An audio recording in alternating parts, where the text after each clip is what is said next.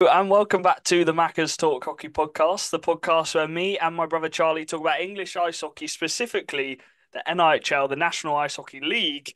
And this is the seventh team special, the Peterborough Phantoms special.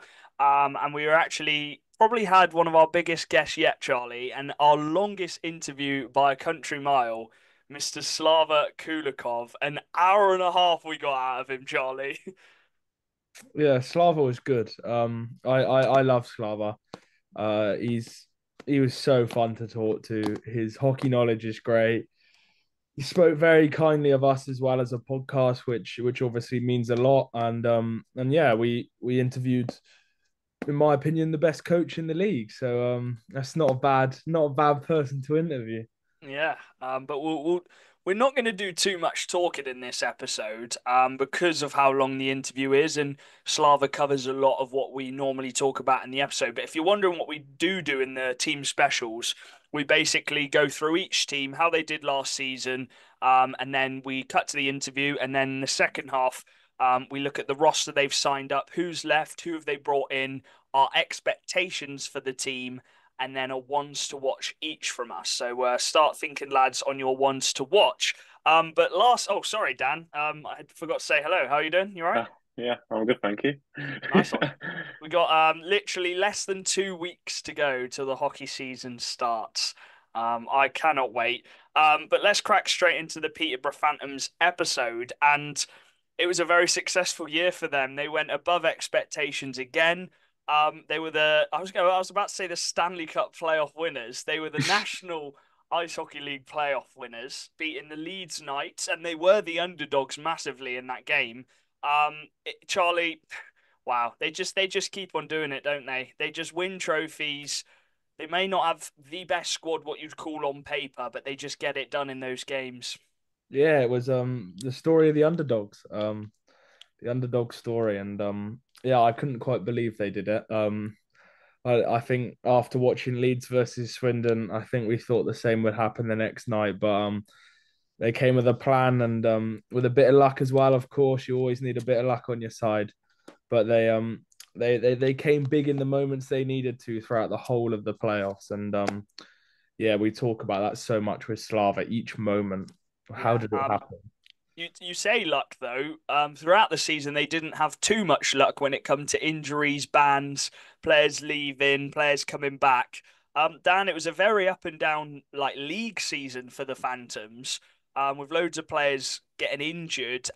As soon as one come back, the next one got injured. Then as soon as that one come back, another one got injured, and they never had three consistent lines which they could go throughout the year, did they?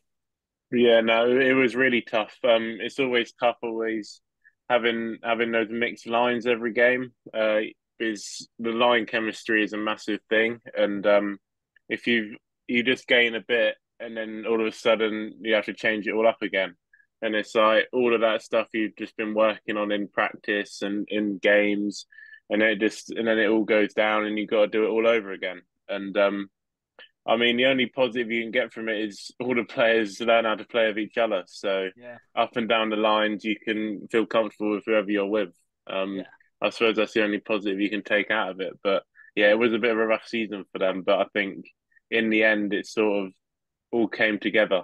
Well, they actually missed out on qualifying for the semi-final of the cup, which I'm sure they would have been gutted about. Literally from an overtime, they were an overtime away against Milton Keynes, and Swindon actually snuck in over the Phantom. So I'm sure they were frustrated about that. And we don't want to talk too much because of how much detail Slava goes into, but he talked about how frustrated some of the players were going into the playoffs. It just wasn't quite going to plan. And then suddenly, Charlie, just the team come together. You got players like Jarvis Hunt, Jasper Foster, Billy Thorpe. They're not the pardon me, they're not the top point scorers of the team, but you need those players to come together in the playoff games, and that is what Slava thrives on. Though just playing together as a team.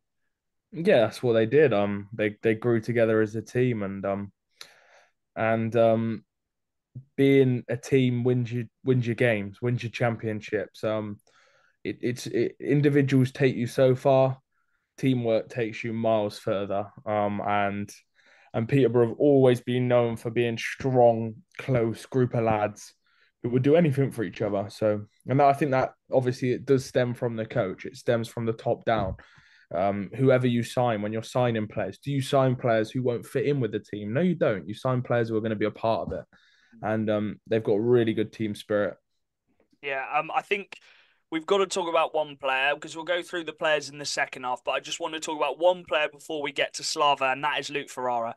I really don't think, and I know we talk about it being a team game, but Ferrara is the guy, Dan. He is the guy that Slava's built this team around. Slava told a funny story as soon as he found out that Ferrara was ready to sign for Peterborough.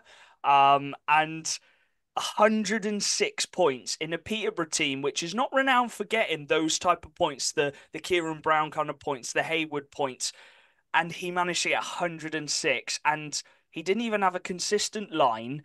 He just makes everyone play better around him. 50 goals, 56 assists. It is ridiculous, isn't it? Yeah, that's a unreal point production. You're getting the assists and the goals from him.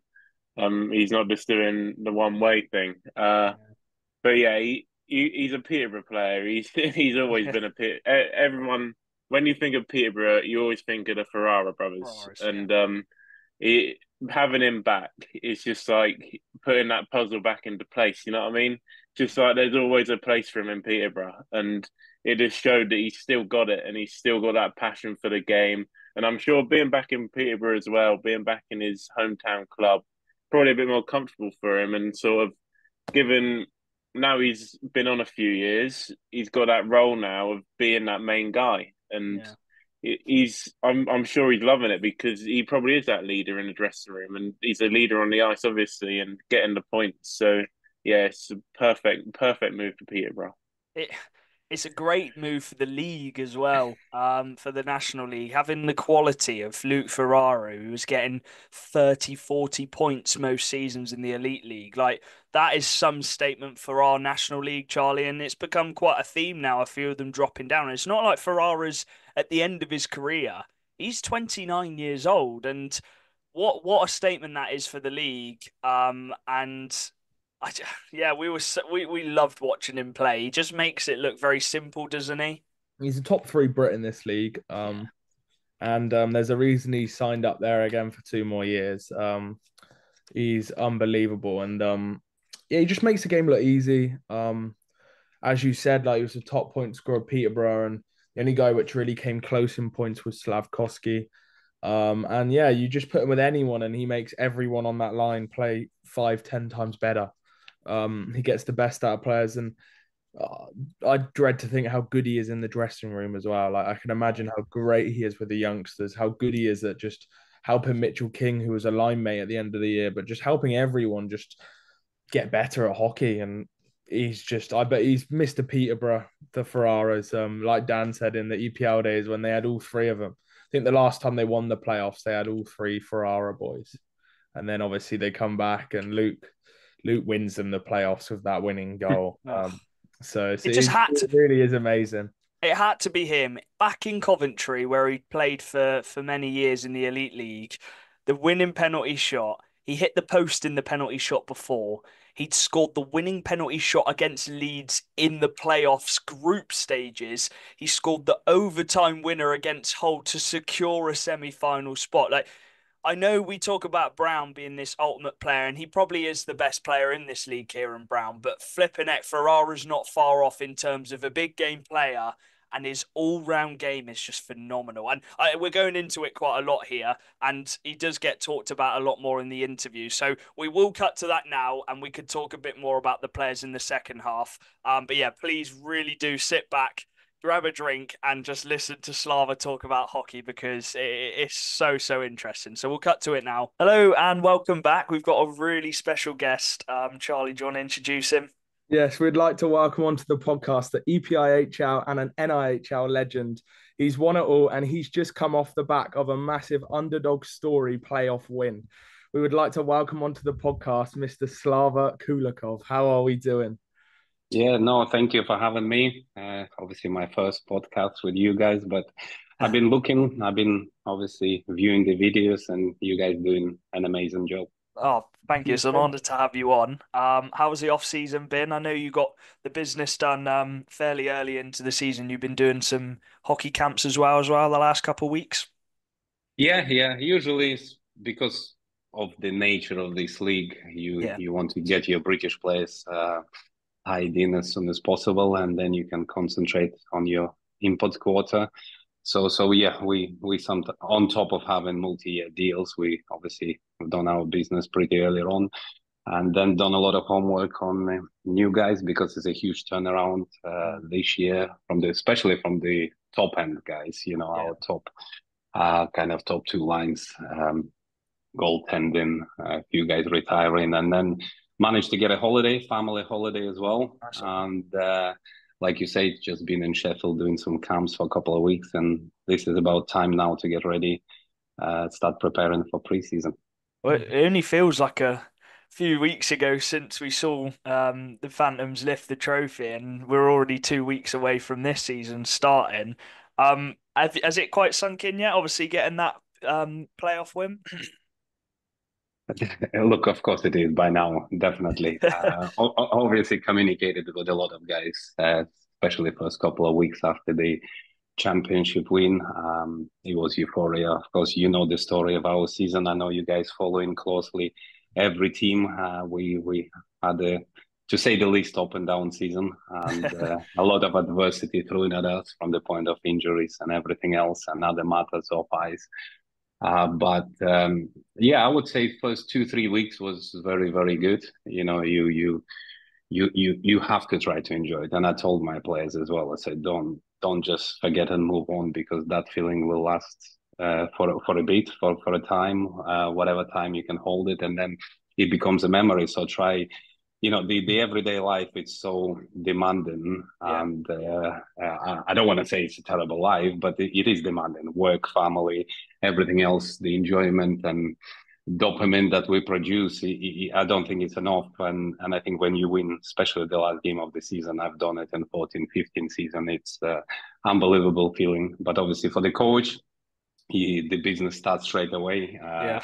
Obviously, don't want to talk about the details, but within a day of winning it, I think by Tuesday I had to have a couple of meetings already, and it's just like your head is all over the place, and you're obviously trying to process everything with your head, not with your heart. Yeah. But I'm sure guys enjoyed it more. You know, some of the guys I know were playing golf end of I would say end of May and still wearing caps and saying the feeling is great. But for me, I would say 10 days, 14 days max, and you have to move on.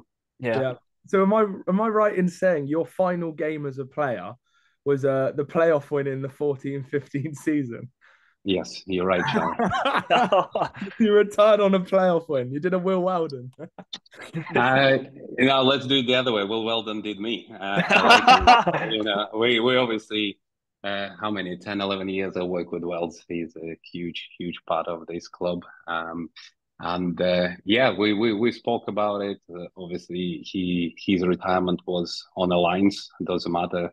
Maybe a year before, maybe this year. Obviously, it's happened. Maybe a year after. Obviously, we left it up to him to make that Yeah. decision. So he felt that was the right time. Obviously, at that stage when all the announcement happened, we didn't know we're going to win. It was a little bit different story with me. We won. Nobody expected me to retire, and I just retired. You know, I just thought with my professional career. Obviously, it was really good on the beginning, and then I hit a spell where you're playing on the bottom teams, and you lose that winning mentality, the habits, and obviously, my later stages, Peter Russell helped me a lot to get back on track. And we won a few trophies together in Slough. And then I had a successful season. We didn't win a trophy, but with Tony Hand in Manchester. And I think the moment I just felt that was the right time. You know, it was one of those where you want to progress in coaching. And if you do, you need to be on the bench. There is no doubt about it. And I just felt it's the right time. So I told my owners, if we can build the competitive team, I will stay as a spare player. And if everything's okay, that will be a transition year to retire. So luckily for me, we didn't have long-term injuries. I didn't have to put equipment on, and the rest is the history. Obviously, you only played 2 years in Peterborough as a player. Did you expect you'd still be here now coaching as the head coach? No chance. The story behind it is interesting as well because I didn't expect to get this opportunity. First of all, I was in Yeah, Slough. We obviously it was a transition in Slough. It was a very successful team under Peter Russell, and when Peter left, yeah, obviously Duke Shepherd inherited the team for a season. He won the playoffs with them. They beat us, Manchester, in the final that year, and obviously then he took a job in Basingstoke, and some players left, and I've been offered that job. So I love Slough, especially as a player. So the first year or so, it was difficult because the expectations when you I can't remember the exact numbers, but I think they won one, two, three, maybe four trophies in like 5 seasons, maybe yeah, less, and then everybody expects you to be at the top. So we obviously had a really good start first 2 3 weeks. Then we went 0-9, and that's when you, as a new coach, you kind of start thinking and doubting yourself. And again, long story short, we finished it pretty well. We got to the cup final, lost to Guildford. So my future was lying with Slough, but the circumstances changed, and I'm sure you guys remember a player called Jeff Hutchinson that played for Peterborough, played obviously in Elite League. yeah. Sorry, not Jeff Hutchinson. Jeff Hutchinson is Canadian guy. What's the nickname, the defenseman, number 27. Oh, let me get it up. Come on, get it out. I actually gonna feel stupid Is it in because the 13-14 season? no, 13, 14. Yeah, he James played for me. Hutchins. 13, James James Hutchins. Hutchinson. Yeah, I keep James, yeah. mixing it. Jeff and James. So he played for me in Slough for a bit, and the conversation started, and then Peterborough called, and we had a few conversations about joining. And I remember, look, you just when you play as an away player, away team player, it's not the easy ring to come to. Yeah. It's obviously not the best, the dressing room and everything else. And I just didn't feel it. I didn't think I would take that job on. I was looking for something else, and then it's actually my wife who told me, look, it's a new opportunity. If you can get a year and a half to put your philosophy down, and then see how it is. And obviously I took the job on, and to the end of that season, because I joined halfway, we obviously fought for the playoffs, missed out on the playoff spot by 1 point, and it was a huge rebuild throughout that summer. And then yeah, we started off as a 50 team, if you can say that, mid-table, and slowly but surely build that belief for the playoffs. And yeah, it was amazing. Another amazing experience we had in Coventry. I'm sure Phantoms fans are grateful that you've stayed on so long and won them a few trophies. And we talk about this quite a lot on the podcast. Like, it's not all about having the biggest budget, and I think that Peterborough is a prime example of that. We know they're not one of the biggest budget teams in the league, but I think you've proven that it's not all about that. And obviously, winning the playoffs, you've won a couple of cups as well against Leeds as well. What, how do you do it as a coach, knowing that you have one of the lower budgets, but you're still able to make a really competitive team? I think there is a lot goes into it. I mean, we got to be honest here. The EPL 3 seasons before the league collapsed, we were probably the team that near the bottom on the budget, maybe Yeah, the seventh, eighth, ninth, whatever, in a 10 league team. Then when the league collapsed, I would say we would had one of the top budgets. So you have to change your philosophy as well to have a competitive team and bring the results. And I think obviously in the last 3 seasons we probably, yeah, I would say mid-table, maybe just a little bit under. And you just it's a lot about the players. It's a lot about yeah, recruitment, the right players, and I've been really lucky. It doesn't matter if it's a backhand or these and or the forwards and imports or British guys. We managed to recruit loyal players that want to be here for different reasons other than money, and they want to be in a competitive environment. They know how demanding I am, and how sometimes difficult things are. But if we fight through them, we'll always see the light at the end of the tunnel. So a lot of credit have to go to the players to to make those commitment to be here first of all, and then being loyal to the cause. And of course, we can't forget the junior development, because we have produced some really good players.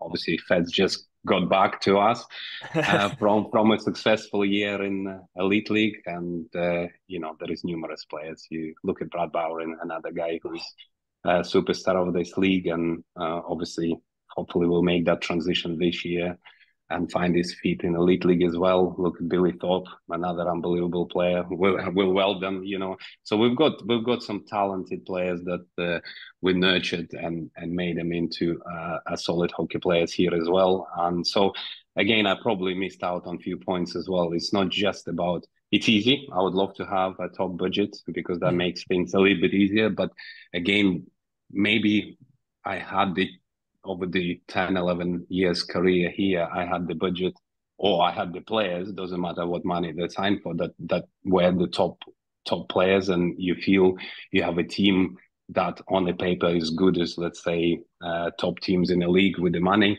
But then for whatever reason, things not working out. And the prime example, when the league collapsed, EPL, I can't remember. Is it 17-18 season? I think it was 16-17, possibly. 17, yeah, maybe that one. So first year, if you look at my lineup, we had Darius Bliskauskas, Owen Griffith, Nathan Salem. Then the second, we had Jameson, Alex Padalik, Glenn Billing. I think Glenn Billing was on a third line then. We had a really, really good team, and we didn't win a trophy. So it's not just about about the money. It's about making sure. Again, another prime example. This run up in the playoffs. It's making sure that the guys are bought in, they're accountable, and they want to do it. Simple as that. For the front of the jersey, not the name at the back. Yeah. Do you want to take it back to last season, Charlie? Yeah, we'll go back to last season, an eventful year for you guys. You started off the year on fire with one of the best lines I think I've seen in a Peterborough, which was Sisters, Slavkovsky, and Ferrara. And I think they were going like 3 points a game every game. And you had a second line producing as well. What kind of made your team just click so early? For me, it was a very difficult start because I thought we had a team. Obviously, we had Feds. We added Feds. I think we only added maybe 2 players. Martins already was half a season with us a year before. So I thought we're actually gonna have even bigger push straight at the beginning of the season. But correct me if I'm wrong. I think we lost 3 in a row. First 3 games, we lost Hull at home, Bees away, and I believe Leeds away. And then obviously we played Bristol, and after that we start even things out. So overall, if we're talking about the beginning of the season, I think it's not just that line, because that combination happened a little bit later on. It's Lucas and Martins. They had a magnificent start. Yeah, no doubt about it. I think they were averaging 2 to 3 goals a game between them. So that was always helps the team to try and get some points on the board. So they carried us for a while, and then obviously at some point we felt that it would be good to put Feds there just to see how it's gonna work. And that one weekend, I think it was Bristol away, Bracknell at home, they literally racked up maybe 13, 14 to 15 points each in that weekend. So it was, offensively, the understanding of the game, the hockey IQ on the puck, attack, and 3 absolutely brilliant players. And it worked really well for a while, but then we start seeing holes somewhere else. So we had to split it up again. So like I said, we had a lot of adversity that year and a lot of head scratching for the coach as well. So there were some really good spells, which one of them you just mentioned. And then obviously we hit a pretty long injury list for 2 to 3 months. And that became something interesting, that's for sure. What is it like then with these injuries? Because I know it's natural, you're going to get injuries in a team, but we were speaking to Norton after the season, and he was just saying you had one player going out for an injury, and as soon as he come back, another key player of your team then got injured. What was it like trying to manage these injuries? You must have had so many different line combinations throughout the season. Yeah, just as an example, Feds comes back in. you obviously want to build the right line around him. Yeah. You can ask him himself. He till the final game of the season in Coventry, he didn't really have a line rotation. I'm not saying every week or every game, but we have to change things. First, we wanted to find the right line for him, right partners, and after that, it's the injuries. So it is difficult. Don't get me wrong. And again, it's Austin breaks his wrist in the first preseason game. Then Ivan comes in, obviously a great hockey player who helped us a lot throughout the season and especially in the playoffs. Lucas, another fantastic player, but again, he's just trying to find the combinations for them that they will click. But like Norton said, doesn't matter if you got one guy in, by the time you sort that line out, there's another two guys out, and you're shuffling again. Look at Louis Kenningston, the young kid. Obviously, he's got pretty decent hockey IQ, and I'm sure he'll become a very decent hockey player. But this was a year for him to get some ice time, some games. Obviously, maybe bottom teams nurtured himself, but I think it was about end of January, early February. He was my third line center, playing every minute of the third line center. And he played on a PK, so, and then if you look through the roster on elite prospects, our roster is probably about 40 something players there, because we grabbed two guys. Yeah, we grabbed two guys from Scotland. We asked, obviously, we've got connections with Lions as well for development reasons, and we were just dressing guys just to try to make sure we get 9 forwards and 5 or 4D to play the game. So it is not easy, but look, it's not just us. A lot of teams go through this. Sometimes it happens in bunches. Sometimes it's one in, one out. Unfortunately for us, last 2 seasons, obviously a season before we won the cup, but we already were so beat up. Duncan played through fracture. We had no starting goalie, Mazi, no Ryan Bainborough. We had to ask Solway for permission to use their goalie in the final. Martins had concussion. Corey was out for 2 months, and that's just from the top of my head, and then leading to this season, I don't even want to. I think we counted 2 seasons ago, we only dressed the full team 6 games all year. And obviously last year, maybe we actually, with Austin breaking his wrist on the beginning, I didn't count how many games, but it was a lot of games. We were not full strength. Even in Coventry, I think it was 4 main guys out, isn't it? Martins, Ralphs, Duncan. That's your one top line on the ice, and against big teams in the big games. We didn't even know if Brad's gonna play. He had a bit of a concussion in the week 2 of of playoffs, and that was a touch and go. He obviously skated on Friday before Telford game and said, "Okay, I'll give my best." And then you fast forward 2 days later, he goes and score the most important penalty shot. And you think this is the guy with a potential concussion. It's like, wow, that's not bad. Well, maybe he should play injured every day or every game. But before we get into the playoffs, you mentioned obviously Ferrara. He was standout, obviously getting 100 points this season, ridiculous. How easy was it to get him in that off season? Was he looking to come down? Because I think there was only one place he would have come to, and obviously that's Peterborough if he was to drop down.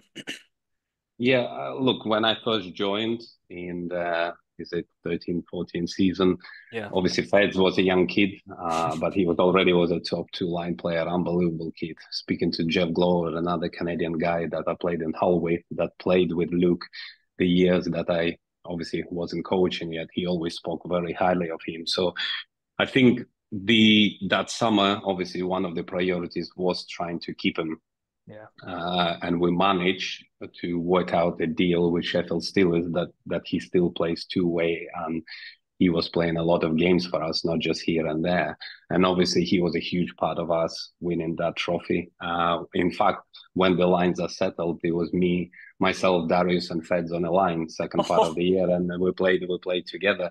So yeah, I know him as a player. I know him as a person as well. And then obviously, because he in the summer, throughout obviously all of his elite league career, he still comes back to Peterborough. We'd always catch up, we'd always talk. I never put him under pressure to come back because obviously you only have one hockey career and you can come back to it.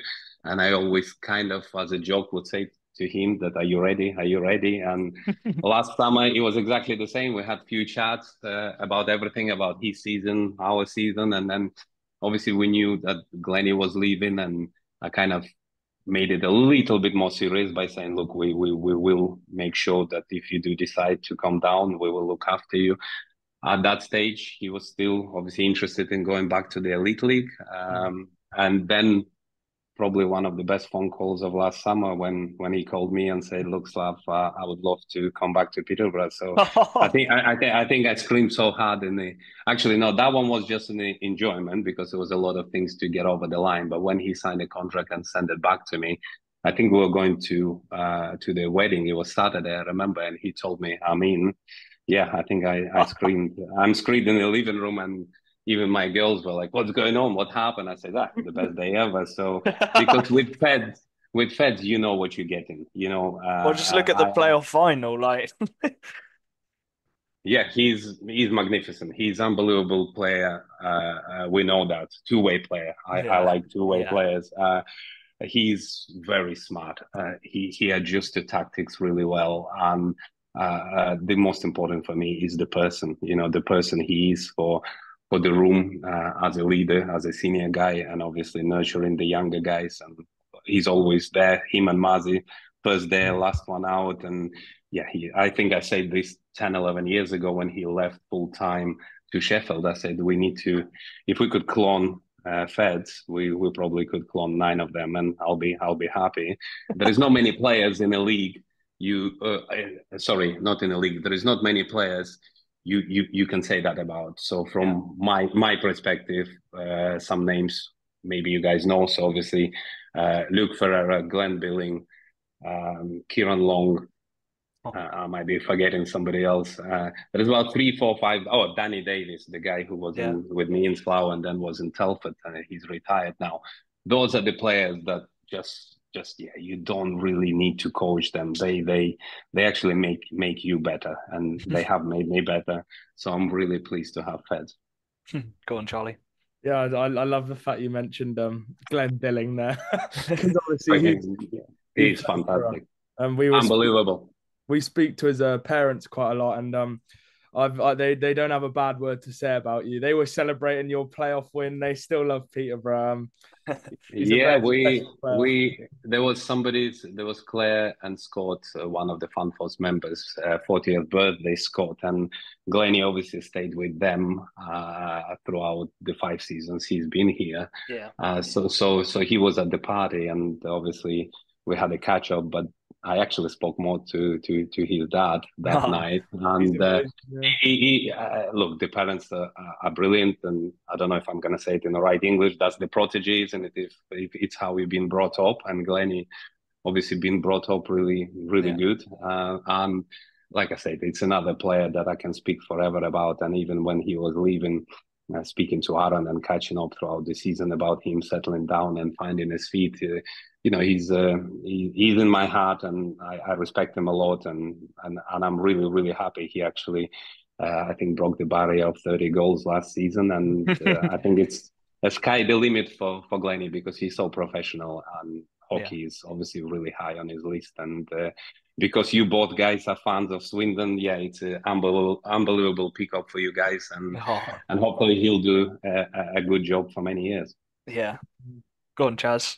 So we're gonna go on to the moment, but I actually want to talk about the 3 weeks before playoffs, because I remember I watched a little interview of you, and I think you said that you'd ran out of ideas. I think that may have been your words. What was the feeling going into playoffs before the qualifications? Because you were in a rough patch, Peterborough. You were struggling to even buy a win at sometimes. Yeah, I'm gonna have to be diplomatic a little bit about it. Because it was a difficult time for all of us for many reasons.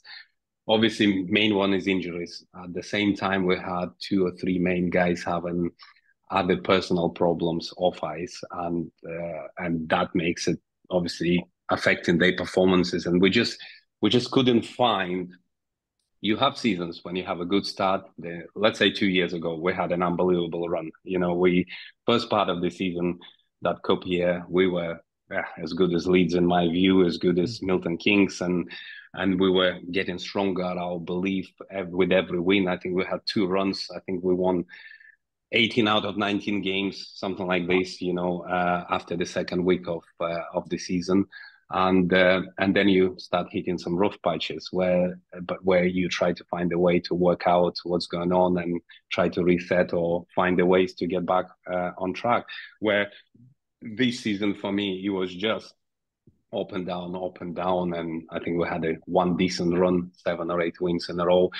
And after that, everything went downhill. So it doesn't matter what you try. And at some point, like I said, when you're missing so many players, you just don't even know if it's going to work. It doesn't matter. You can put 5 guys behind the pack and just flick the puck out. But we had no confidence. We had no line combinations. Our PP was 9th place. Our PK was 10th, in the league, which every start, every way you look, he was just so far behind that you just don't know if you're gonna make it work. And then even when the players start coming back, some of the players from the injuries, we found out that Lucas might not be here for the final stages of the playoffs, and actually in Coventry if we're going to make it.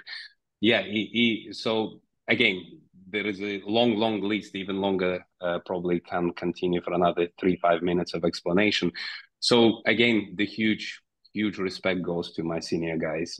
We obviously, myself, Notes, Feds, Paddy, Wells, we had few catch-ups, Callum, and we just laid it on the table, and I was honest with them, and I said, I need your help. I said, guys, this is the time where we'll all have to put ideas on the table and try to find a way. I said, we can kind of draw the line after the last game, put our kind of holiday mode on and say bad season, rebuild in the summer and go again. But I believe with 6 weeks left, I said we can have a push. We just need to find the reasons. We need to find the reasons to fight for the playoffs after a run of 3 months of injuries. And again, Nots was fundamental in his ideas. Other guys like Wells and Feds, and they're all chipped in with the ideas. We build the plan. They had the team meeting without the coach. Obviously, don't know what's been said behind the closed doors, but then a lot of things that kind of, like I said, Notes. We've done the T-shirts. I don't know if you've seen those red T-shirts. Find Your Fire. There was a few other things going on in the room. Is it someone he talked? I think he talked about how they all got a picture of someone they're going to go into the playoffs and try and win it for. Is that right? Yes. There is kind of. I assume they've done it at the meeting because obviously I only knew after that it's something. Who do you play for? Yeah, basically. And then the players brought the photos, and we had a few other beats. Obviously, there was a lot of negativity on social media as well. So there was few printouts from those.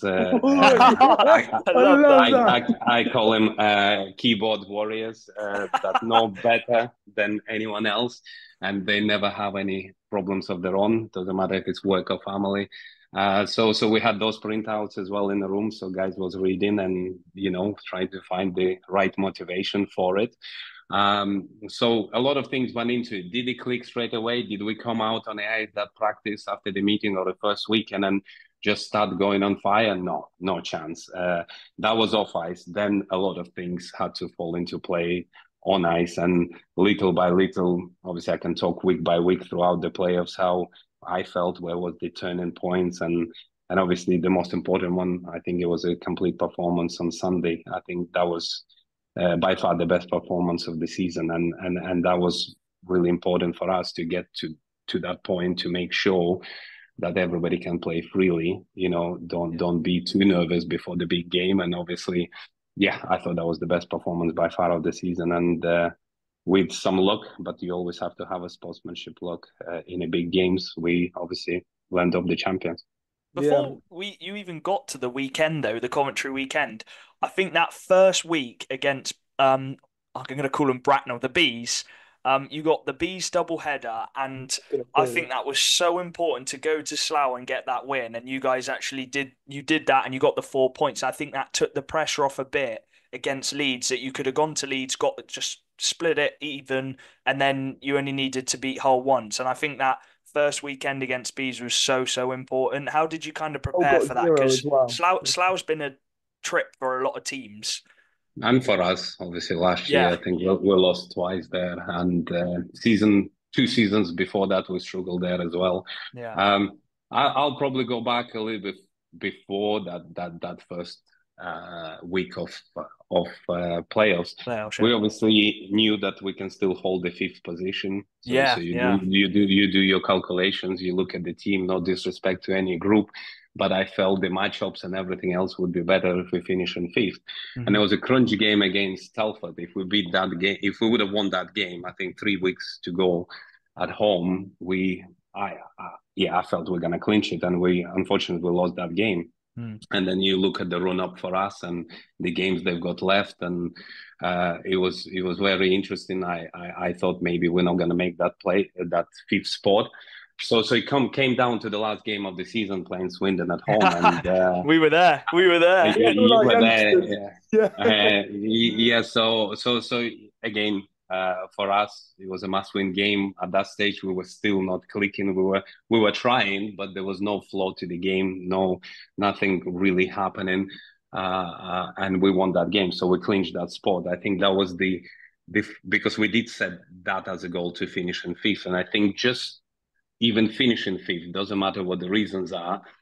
We felt already we achieved the first mini goal, Yeah. and then we broke down the playoffs and we said, yeah, doesn't matter what's week 2, week 3. Obviously, there is a simple saying: one game at the time, one shift at the time. But even if you look at that spell of the first weekend, you're absolutely right. That was a must-win 4 points weekend if you want to have a chance, because then you play in Leeds, we haven't beat all year, and then you play in Hull that we struggle against them as well. They're especially the second part of the season, they were unbelievable with Sobchak Yeah. coming in. They were good all year, don't get me wrong, and Marty have done an unbelievable job. He got them to the final.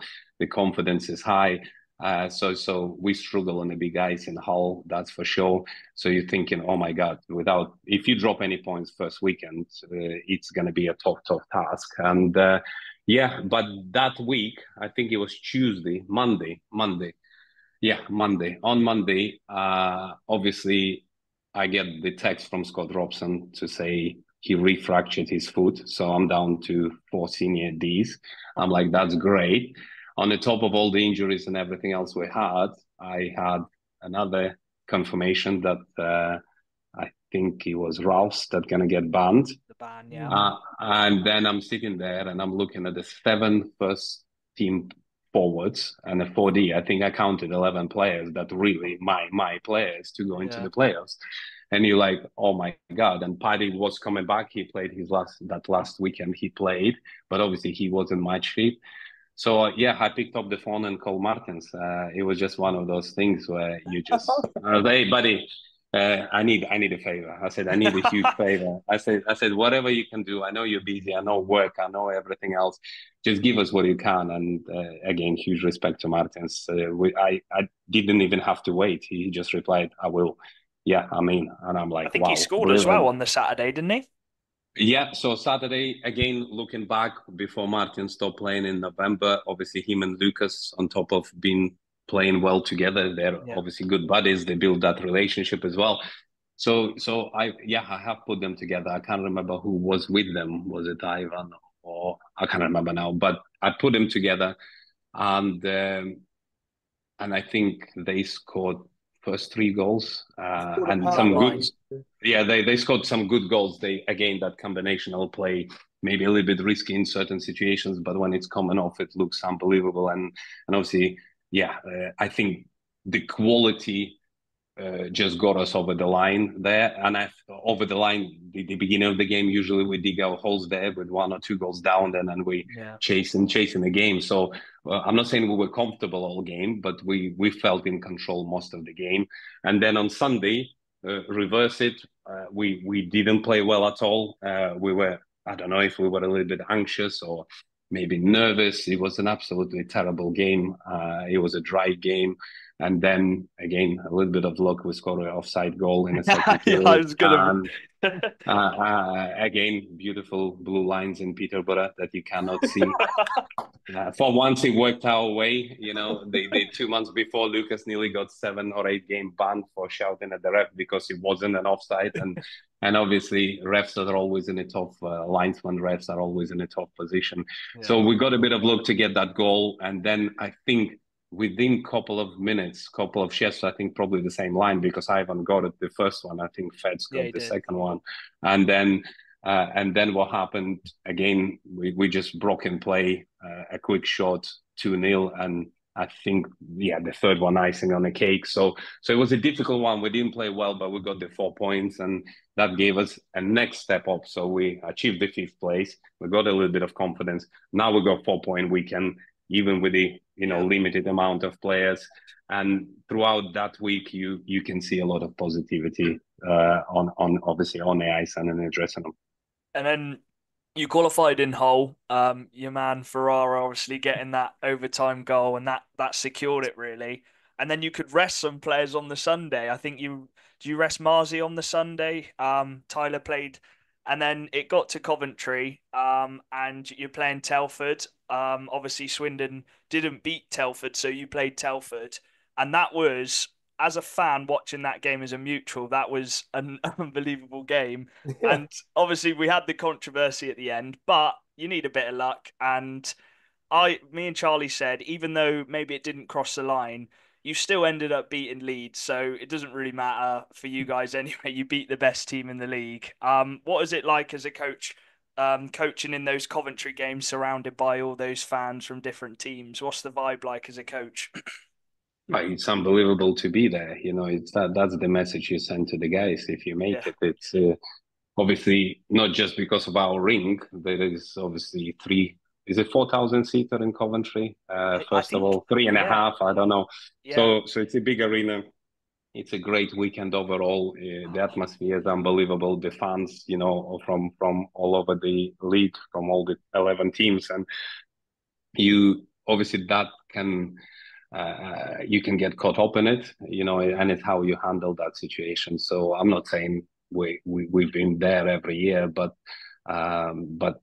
I've been lucky to be there a few times, and obviously every time you're there, you learn a little bit more, Yeah. and if I remember the first 2-3 times there, yeah, absolutely nerve wrack. You're standing on a bench, you're sweating, you're forgetting things, you get caught up in different situations where probably the last two Coventries, the first year after COVID against MK, I know we didn't win that game, but I remember I was a lot more calmer on the bench, a lot more constructive on and off the ice before the games and after the games. And same here, we obviously, again, if we just go back a little bit, that I think Leeds weekend, the second week of the playoffs, was probably the turning point from the team kind of hoping and trying to actually start believing. It was 2-0 down after 2 periods, and we regrouped and we got the magnificent win against Yeah. them. And that was the beginning of the actual belief, self-belief that we can do it. And the big, obviously, credit goes to Mazi because he was, I think, up to Coventry 94% in those 6 games or 5 games. He obviously didn't play the fifth one. And yeah, he gave us that chance to build and build and build every game. And that's why I always say the goaltending is the most important part of the team, and he's done a magnificent job for us. So if we fast forward, obviously Hull quickly on that one. Hull knew they have to win that game. We knew we're not gonna have Lucas on Sunday. He was flying out to check Oh my to days, I sort his didn't realize. green card. So we had to lay everything on the ice, and I think we managed the game really well for 2 periods to be up, and then in the third we were just pinned. I would say 15 minutes. Matty threw everything at us, and Oh, sometimes you stand on a bench and you can see 4, 5, 6, 7 players around the net. Pucks are getting floating there. You don't know if it's hit the post or what, and obviously again had to ride a little bit of luck there. But when it comes to the OT, again you only need Feds to get one chance or half a chance to bury it. And then so Matty done a great job again, especially that Saturday. To make sure that they have that chance. We were just a little bit luckier at the end. And then in Coventry, it's all about man management. In my view, it's all about making sure that players don't become overwhelmed with the situation, with the obviously the magnitude of a place and how big of each shift on AIC is, and we just try to make sure that all the work they have put in the last 4 or 5 weeks, they didn't nothing goes wrong based on nerves or not approaching the game in the right way. So we obviously had our own plans, don't get me wrong, videos, tactics and things like that. But I think it's the emotional part of the group. It's very important in the big games. Yeah. Mm-hmm. Go on, And Joss. and the thing I wanted to talk about, because I don't know if you listened to our playoff winning podcast, but we talked about some of the players, and I think the Slava graduates, you could call them, really turned up in the Coventry weekend. Just to name one of them was Billy Thorpe. I thought he was excellent. Jasper Foster was excellent throughout the weekend. Jarvis Hunt was He scored clutch. two He big scored goals. two massive goals for you. You had Brad Bowring, another player you've brought through. Callum Douglas, another player you brought through.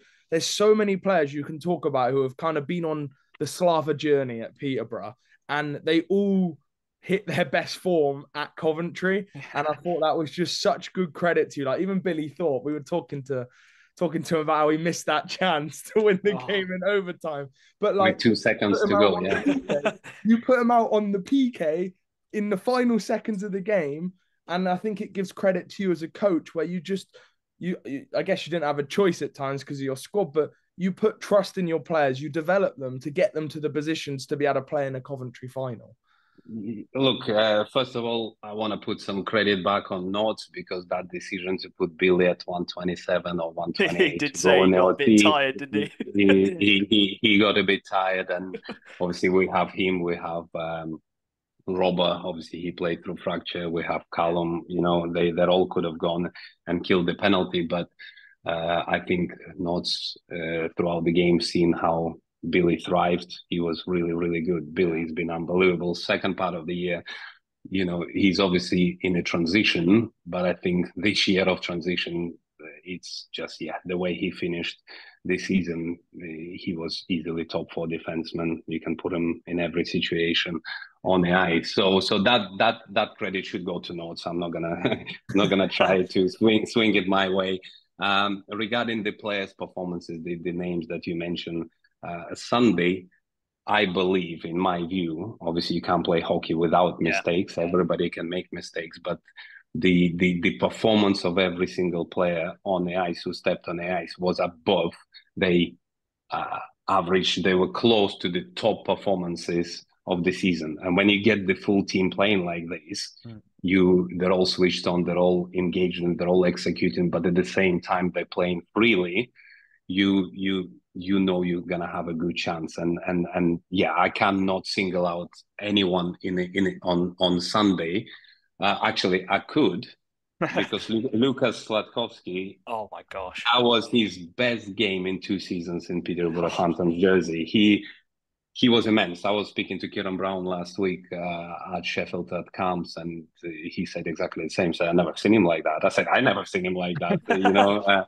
Slads was just on fire. He just his eyes and everything. He finished every hit. He forecheck, he back check. When he's such a high end skill, and you add the work rate and commitment for the team, everybody follows. Simple as that. And that was by far his best game. But over the weekend, from Saturday to Sunday, again, we have to start with Mazi. Fantastic performances Saturday and Sunday throughout. That gives you again that belief, that chance of playing for 60 minutes, how we say it, or whatever it takes, 65, and a penalty shots. That positivity, that energy and confidence route starts from the back. And then I didn't feel on Saturday we played really well. We played a decent hockey game. I think we've done enough to win. We made some absolutely terrible mistakes, individual and collective. Obviously you don't want to pick on them straight after the game when you win it.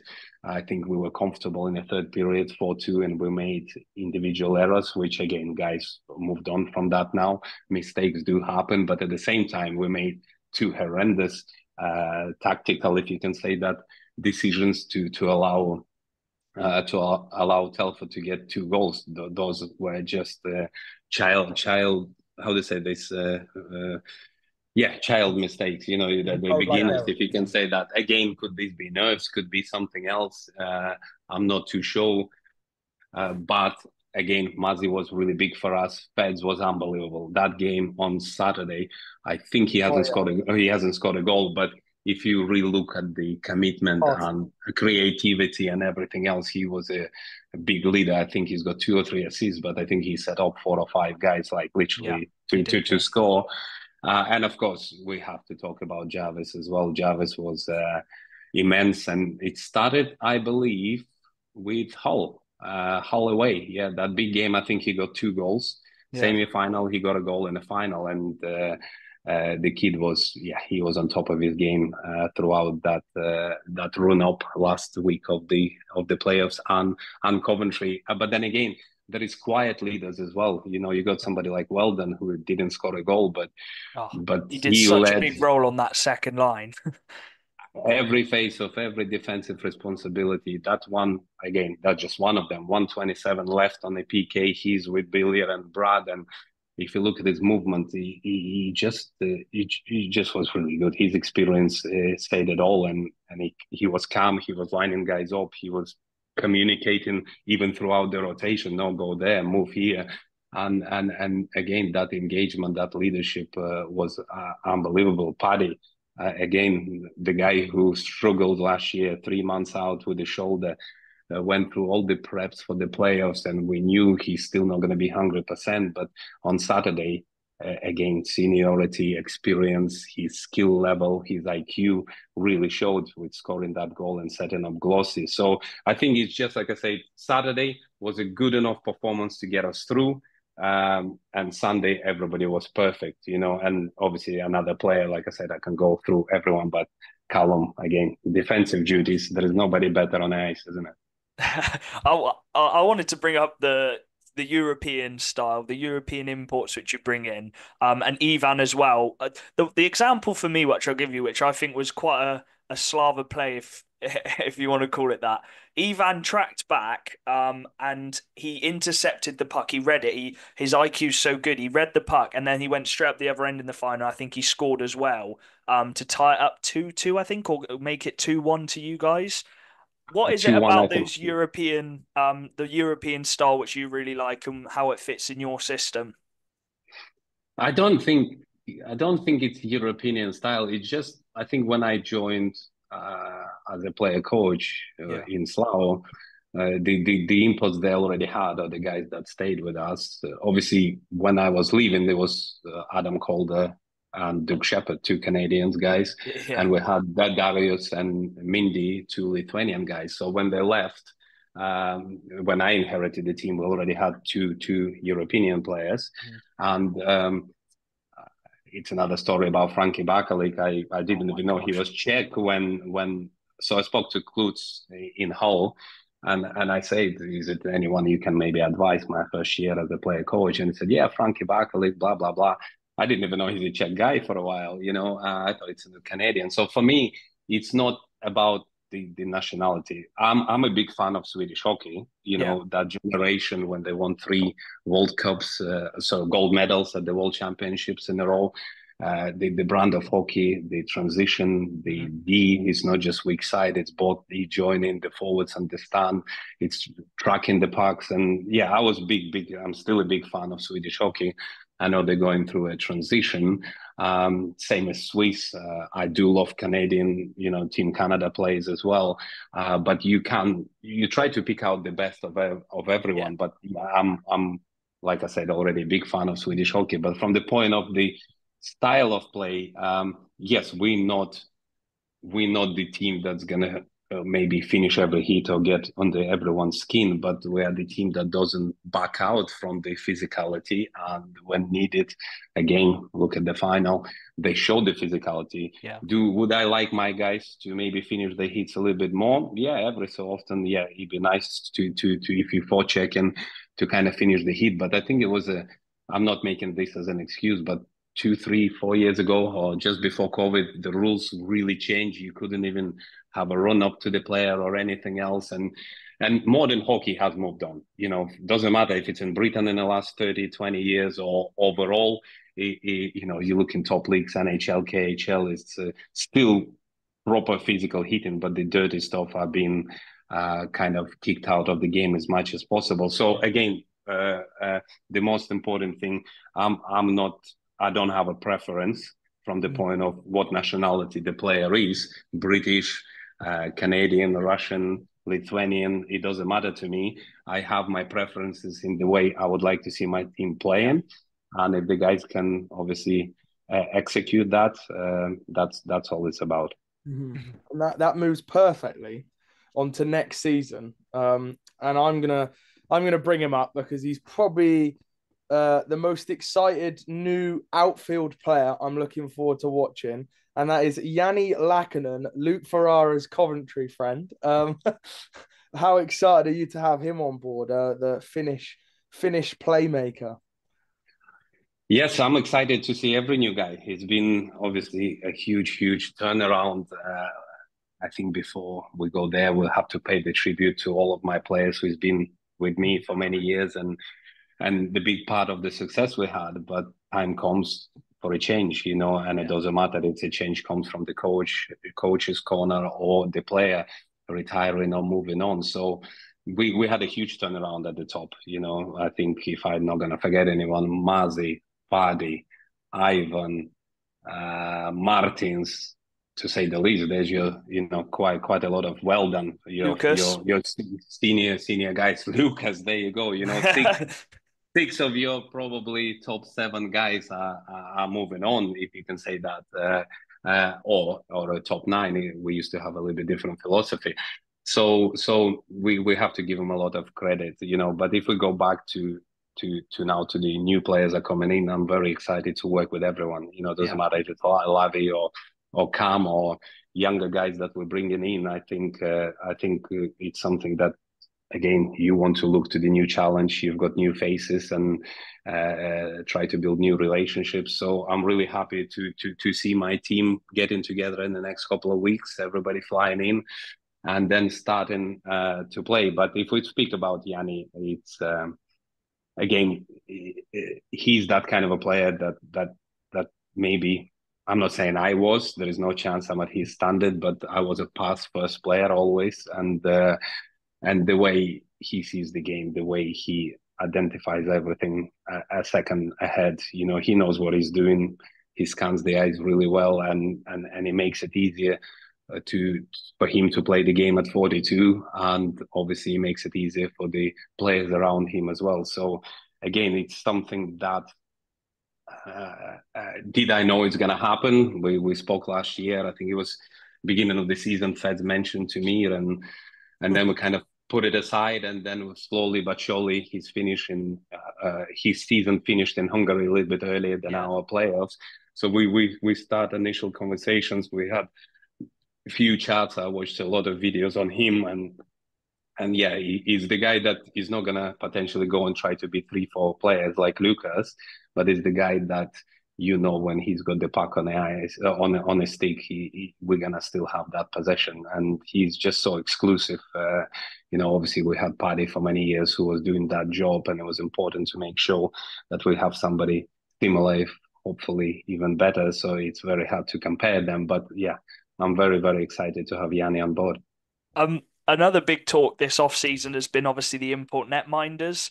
And obviously you've lost Marzi, and just from hearing you've spoken about how important it is to have that goalkeeper you can trust, and Marzi's been such a good servant to you guys.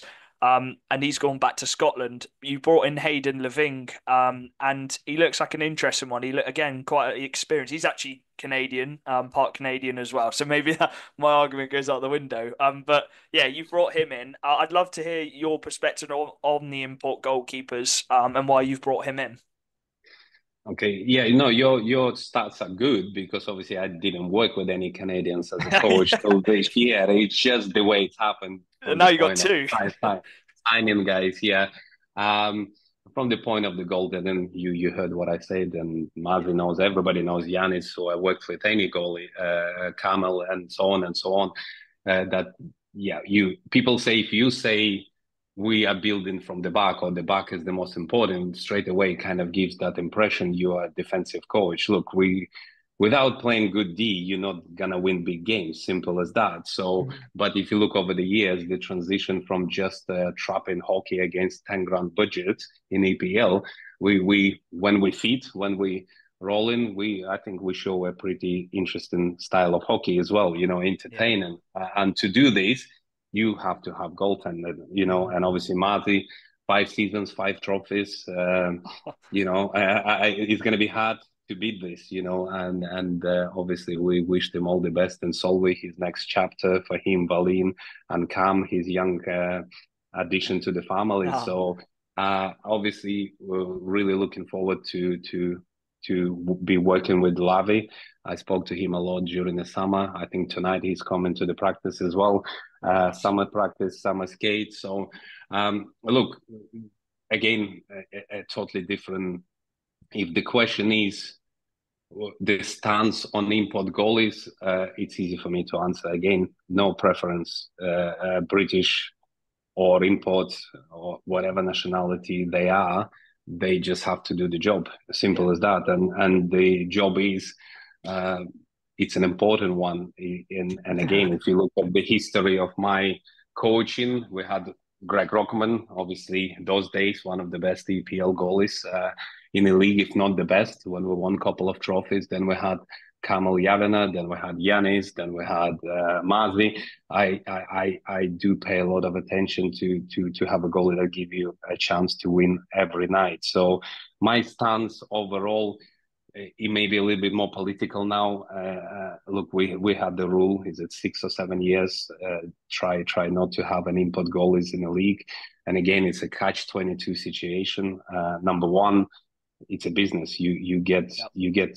Obviously, we only survive because how we operate on and off the ice, and results. People do support a winning team or an organization that at least fight for something.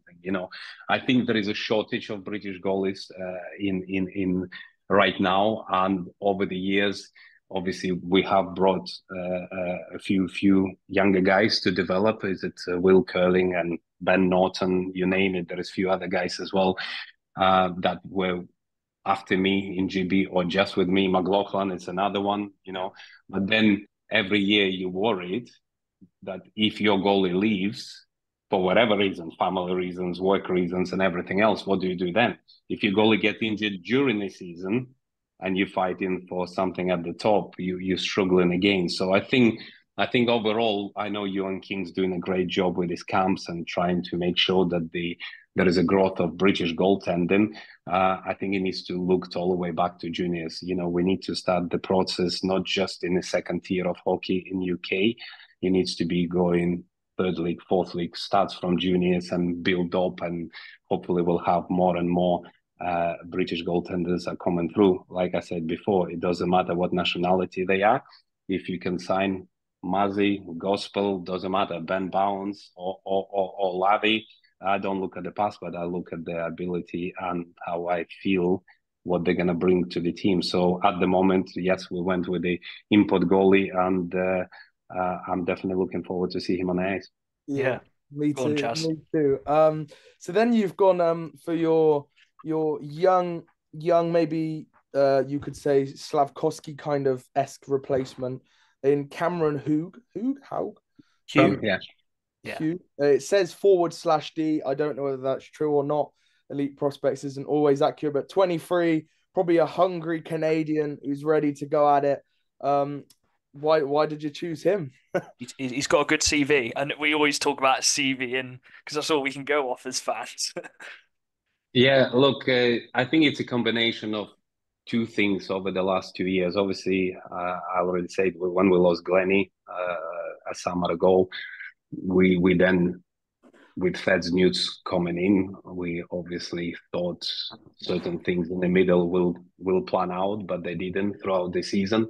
I'm not saying we struggled, but again, with Wells being injured a little bit, and obviously Jarvis took a lot of responsibilities in the center position. Obviously, we had Ivan there, we tried Paddy there, but Lucas obviously played in the middle as well. But we just looked at what we're missing from obviously previous 5 seasons before Glennie left.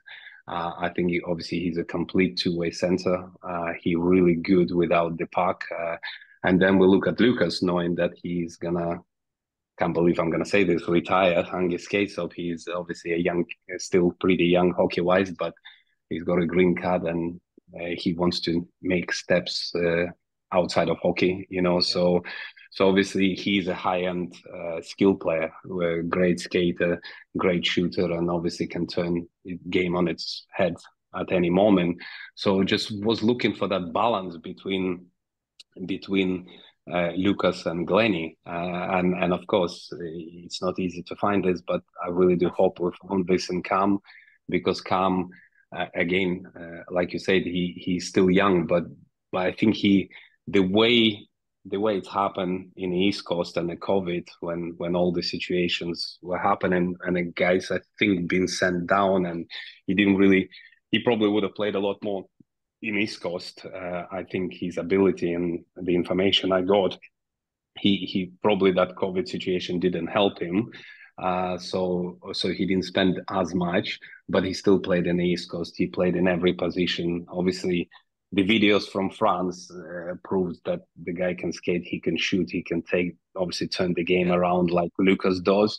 But what I was looking for is to make sure that the player understand a two-way game. And when I watched that couple of games, or me personally, only one game he played in East Coast on D, it kind of cemented everything for me, because on the top of the upside of his game, a good shot, he's a good skater. Like I said, he can take guys on. He was very responsible without the puck, and that's what we're hoping that Cam will be.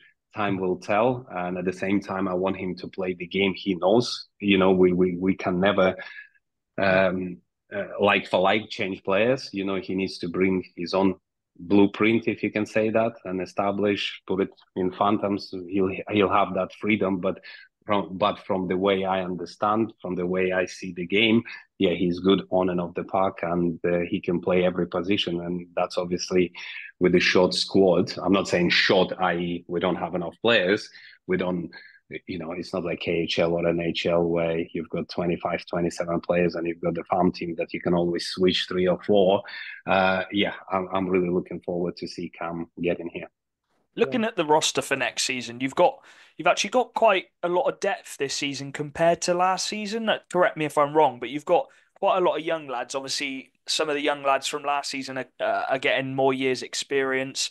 But you've brought in like Barnabas, Nogus. Obviously, you've got Palmer from Sheffield, which I think is really exciting as well. And then you brought one of the older boys back, Salem. It's quite a big squad. And how excited are you to be able to coach a lot of these younger players, but also newer players as well? You again, it's about review. 2 years ago, we really had a competition for places where we had. Again, at some point, Luke Johnson, Nathan Pollard I'm not saying couldn't break into the lineup, but they had to fight for a fourth line spot, which, Joner is unbelievable hockey player. He's an unbelievable person. Polly, obviously, he's just almost a hero of Peterborough. Doesn't matter which team he plays for. The fans love him. But that made guys hungry. And how I felt that, obviously, they fought for the positions, whoever won them. I know it's uncomfortable situations. And then we start hitting injuries, but we can still dress 11 forwards and 5-6D. And obviously, I think it's really helped us in a cup final, closing stages, maybe not as much, because we picked up, as soon as we won the cup, we kind of undressed another 3-4 players, and we told them they are done because they played through fractures. So fast forward to this season, again, we're hitting injuries, and you're asking other clubs to borrow players here and there. I think it's just about reviewing and saying, look, what do we have? How can we make it better? And make sure that if we do have injuries, we have players that work with us on a consistent basis and can step up. And, people like Nick Martin or Matthew Saville. So we're hoping to have minimum 12 forwards on the roster, i.e. to start with, and to have 2-3 prospects that practice with us, play certain games, and play for NHL 1 and NHL 2. And if we need it, we bring in the players who knows the system, if you can say that, who understands how to play. Okay, they might be young, but at least they're halfway there from the point of being switched on technically, tactically.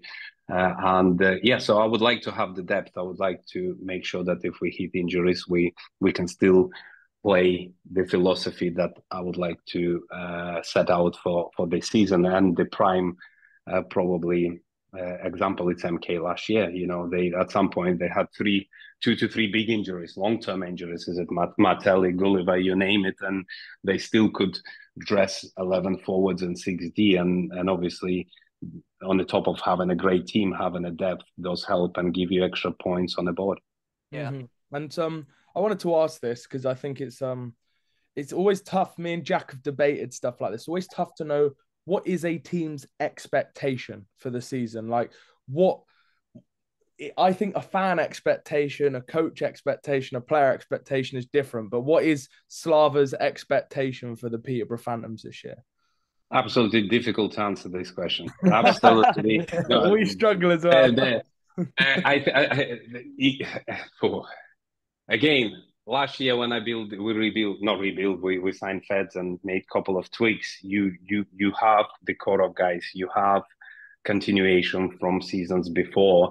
You can kind of see where you want to be. When we won the treble and we re-sign every single player, again, you set out an expectations and you kind of know where you want to be. Where let's not go through that list again. How many players are we changing, or the turnaround of the players this summer?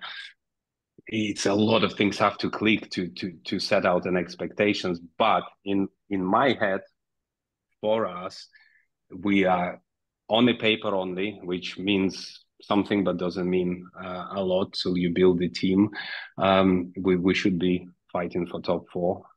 We should be competing in that kind of top 4 position, and from that, chip away. You know, 2 years ago we split with MK. 2 years ago we almost split with Leeds, and then your expectations on a team in the summer leading into last year.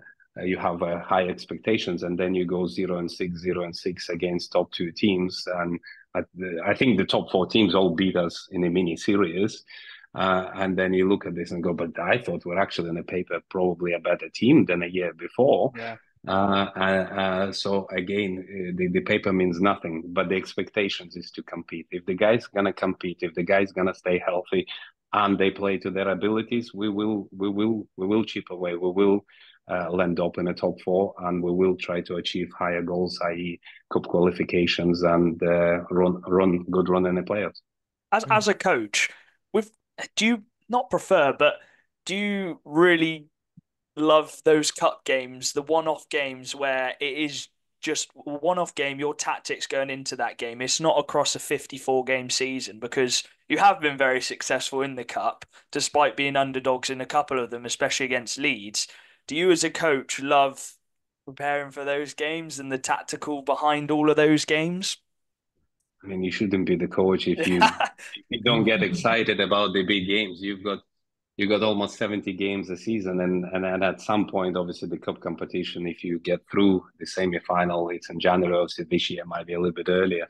Of course, they just excite you. They I'm talking about them now, and I've got goosebumps. You know, it's something that yeah. On the end of the day, there is no words to describe it. When you're in a big game, you want to give it all to the players to make sure they will give everything on the ice as well. So yes, I do love those games. Do I find sometimes things difficult or things you cannot work out? Yeah, of course. Let's go back 2 years ago. We play Leeds in the cup final, and 9 days before that we get trashed, or 10 days before the cup final first leg, we get trashed by Leeds 9-2 at home. That was like disaster, like absolute disaster. And I think for 2 or 3 days, first it's kind of you're raging, you know, you're absolutely, I mean, The guy's probably going to be okay with me speaking about it now. But Monday and Tuesday, I think people like North, Paddy, Wells, they got so much earache and abuse, not abuse individually, but just Yeah. overall lashing it out and what is going on. And like I said, there was a lot of harsh words going on, but then at some point you stop and you go, okay, that's what's the next stage. And the next stage, On to you the got a next, yeah. you got a big game in whatever 7-8 days against the best team in the league. So then you have to find a way, and that finding a way, it's again is what your question. The answer is in your question. You got to be excited about those games. You got to put everything behind, and you got to make sure that the players I feel that you are ready, and then they will be ready as well. And I have to bring this up, and I can bring it up because of the success this season. But what were the emotions like in that game where you lost in overtime in the final to Hull, and now this year you've got the opposite of that of winning it on the penalty shots against Leeds? What are those two different emotions like comparing them to? I think maybe a little bit emotions are totally different. You Yeah. disappointed. You kind of we were going as favorites into that final, Mm. and again, no disrespect to Hull Pirates because they had a phenomenal top two lines and Yeah. they had phenomenal D with Kev Phillips and Kirky. I think maybe we were a little bit more favorites because of the goaltending Yeah. and a few other beats.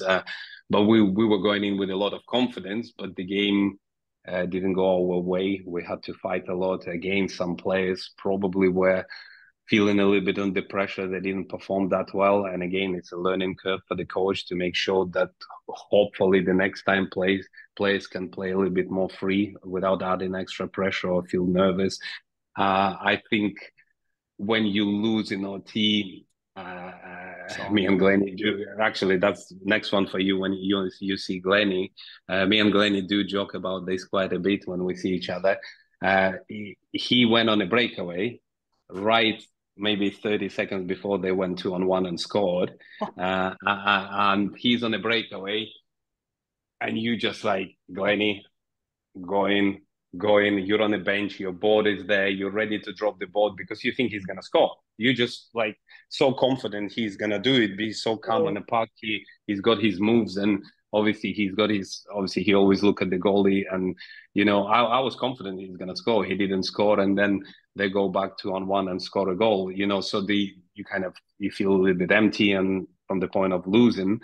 And maybe a little bit disappointed because you were classed as a favorites, where Yeah. this year it's different. Obviously, the feelings because you won, that euphoria, it's unbelievable. But even throughout the game or going into the game, you know you're underdog. There is no doubt about it. Leeds just trashed Swindon. Sorry, Yeah. guys, a night before, and the way they did it, and it was just like, Oh no, wow, Brown and Howlett just I'm like, what? Yeah, they're overloaded that line, Howlett and Brown, and you look at the goals and their transition is ridiculous. Oh And my gosh. doesn't matter if you're backing out or stepping up, they'll find the holes, and you're like, okay, so maybe after the game, obviously I wasn't worried about it till I knew if we can get through Telford, and then you're on the way home and you're like, all right, I need a video, I need this. There was some technical issues, we couldn't get the videos, and you're thinking, okay, right, no videos, but then how are you going to stop their transition? They're impossible, especially if Swindon couldn't do it.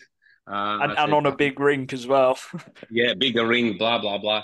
So we tweaked few things. We made some adjustments. Doesn't matter if it's the pairings or the lines, and Rapca. obviously we tweaked the tactics as well, and to make sure that we try to stop them going, kind of building speed, if you can say that they'll probably get into traffic a little bit more and get maybe a little bit irritated, and right before the game, I remember, no, not before the warm up, the guys having a dry warm up. I had that last thing that I didn't know if I want to tweak, and I called Wells and I said, Wells, I just think maybe if we tweak this and this will work. And Wells looked at me and goes, dude, I go, you sure? So we spoke a little bit about it, and then I call Ivan and Austin, and again, huge credit to those two guys. Yeah. Nobody cared about oh my God, I'm not gonna play with this guy. Oh my God, my role is changing. Oh, I'm not in the middle. They both looked at me. Obviously, they 6 foot something, and I'm looking at them like this and thinking, what are they gonna say? And they both turn around and go, "You the boss, we do it," and off you go. So when you feel that the guys trust you and you trust the guys. All the way throughout, like I said, was I confident we're gonna win? I didn't think about it. I was thinking about a good Just performance yeah, and making sure that we stay in the game. The longer you stay in the game with Leeds, the better yeah, it is, because they can blow you out of the water straight away. So we stayed in the game. We stayed in the game, and then again, if you ask me, did you believe after second period when you had a 3-2 lead? No, because Leeds till the final whistle, you got to play against them. Cup situation shows where from 6-0 down first leg, they got back with whatever 40 seconds left in their building and in one goal game, till we got yeah, that empty netter. So with Leeds, you can never underestimate them or tell them they are done.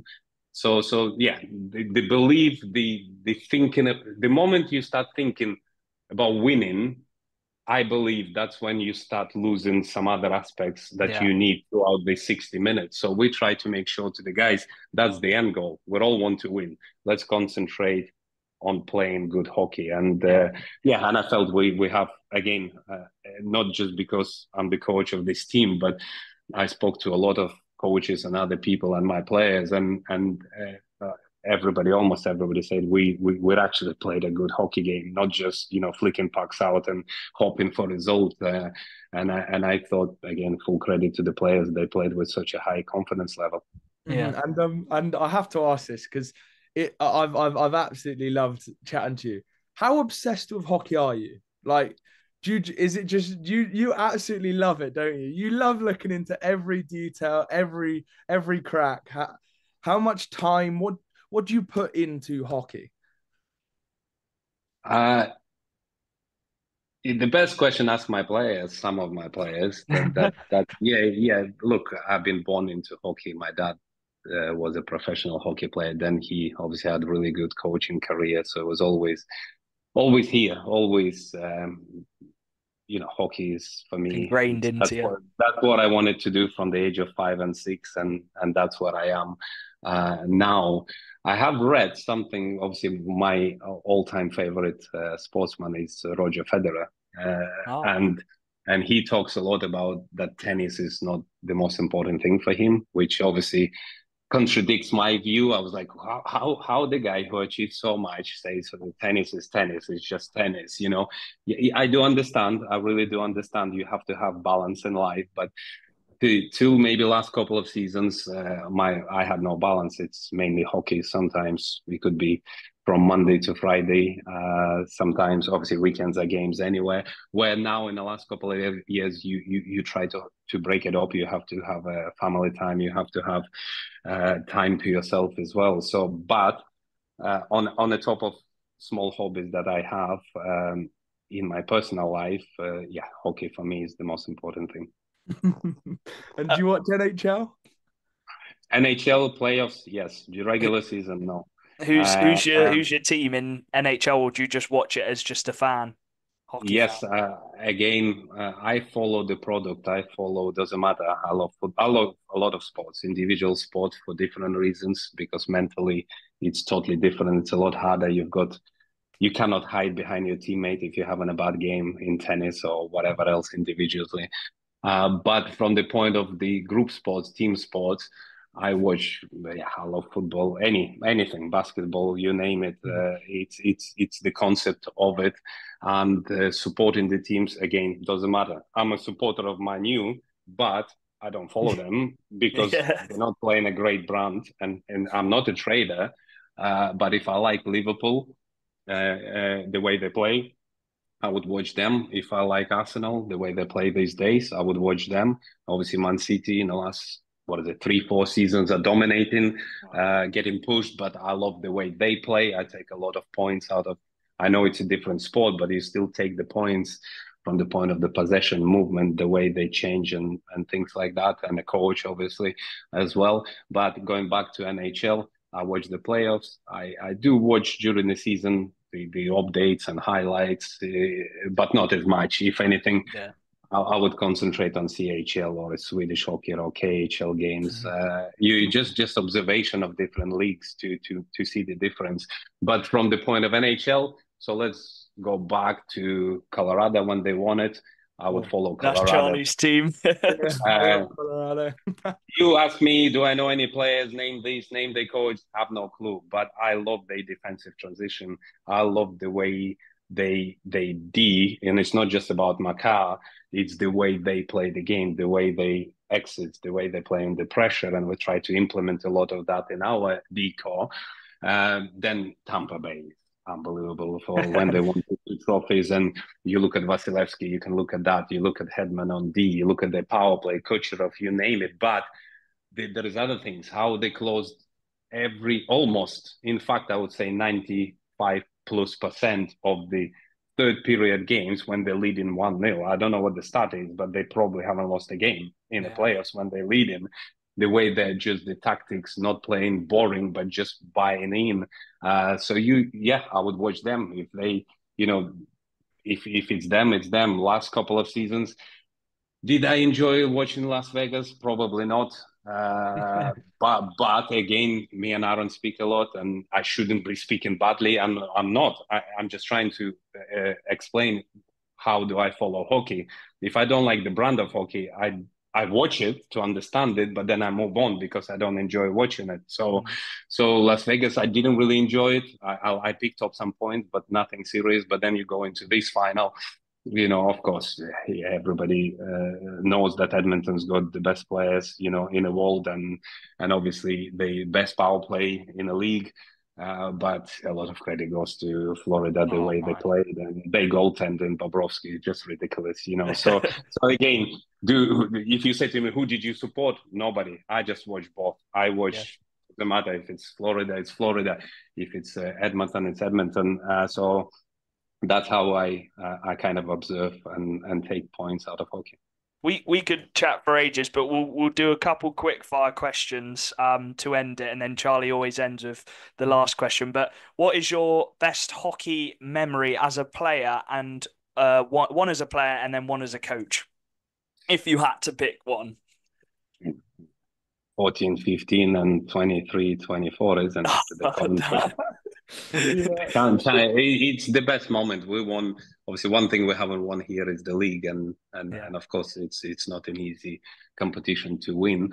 But we won the cups before. But you have to play or practice within 2-3 days. Our last cup we won on Friday night. On Saturday we're in Sheffield playing. Guys are drunk on the ice. So long story short, the playoffs is the best feeling when you win it. Nice one. Go on, Chaz. If you could pick one player in the National League to join Peterborough, who would it be? That is an under pressure question.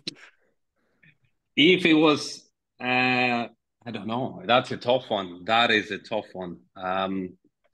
Because obviously it's easy to say Kieran Brown because obviously he put 60+ goals a year. I know him from GB and he's a great kid. So if you put me on the spot without thinking and obviously evaluating my team, what I need or whatever else, I'll go for Kieran Brown. But if we go 5-7 years ago, I probably would say Aaron Nell. He was. I'd love to see that combo, man. Hey, we're always joking about it. I said, Aaron, you know what? When you're ready, the door is always open. Look, he's a fantastic hockey player as well, isn't it?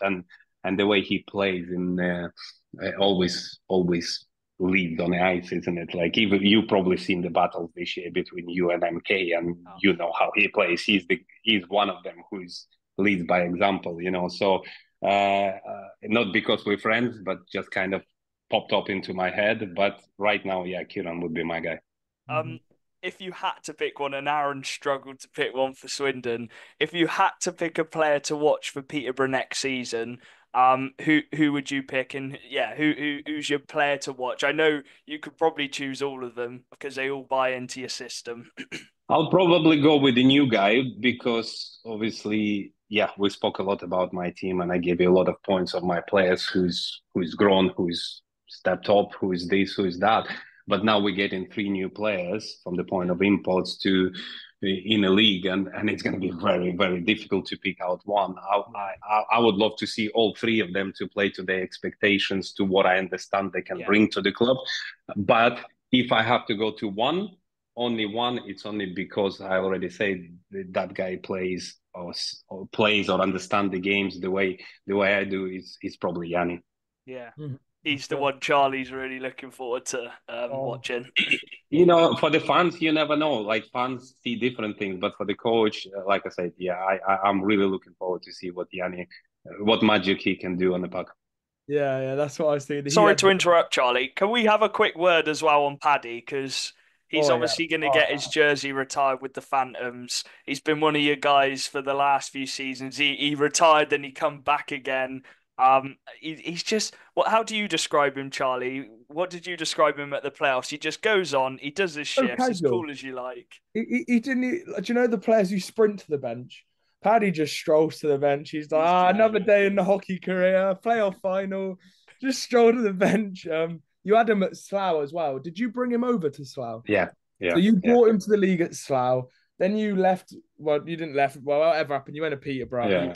And your first full season as Peterborough coach, you went, Paddy, get back here, mate. You're back with me. And then he stuck with you for another 9 seasons. And then he retired. No, he hasn't retired. He's not retired. He's player coach now. Player coach. Maybe you've created a new Paddy. I don't know. Maybe there's new Slava. Sorry, maybe there's a new Slava. Look, Paddy is a smart, really, really good hockey player. The reason, obviously, I tried to sign him in Peterborough is because, on the top of his ability and experience, and we know how good he is, it's the personality that he is. He's a great person. He's very loved in the dressing room by the players. He's loved by the fans. When he does juniors, or everybody likes him. He's a very likable guy. So he ticked a lot of boxes, and obviously that experience of him and being an extra leaguer it's over 400 games, and he could win the game to you single-handedly. So he's been very, very important to us over the years. He was he was by far the best player when we won the treble, because every big situation we relied on him, not just from the point of production, but power plays and everything else. So huge credit goes to him for everything he's done for us over the years. And of course, I would love for him to stay. Obviously, we couldn't make that decision to keep him as a top 3 imports, but we obviously wanted for him to be involved in the club.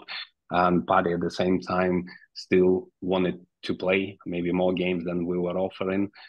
So again, just unbelievable person. Like, even speaking about him, just got that warm feeling inside, and you can't really say a bad word about him. Like you said, even this season, throughout the injury, the guy, some guys would sit off ice and just go, okay, I've got a shoulder injury. The guy, Paddy's 42 years old. He was doing tires. He was on ice with the team all the time, going all through every prep, even that the physio said he might not be ready to play to the end of the season.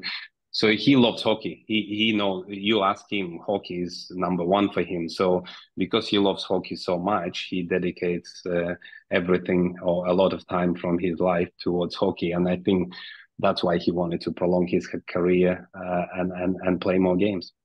One of my funny moments is not even him on the ice, is when he was injured. He come over to Swindon and you were both wearing your caps on the bench, and I think he's even opening and closing the bench door for the players to come on and off the ice.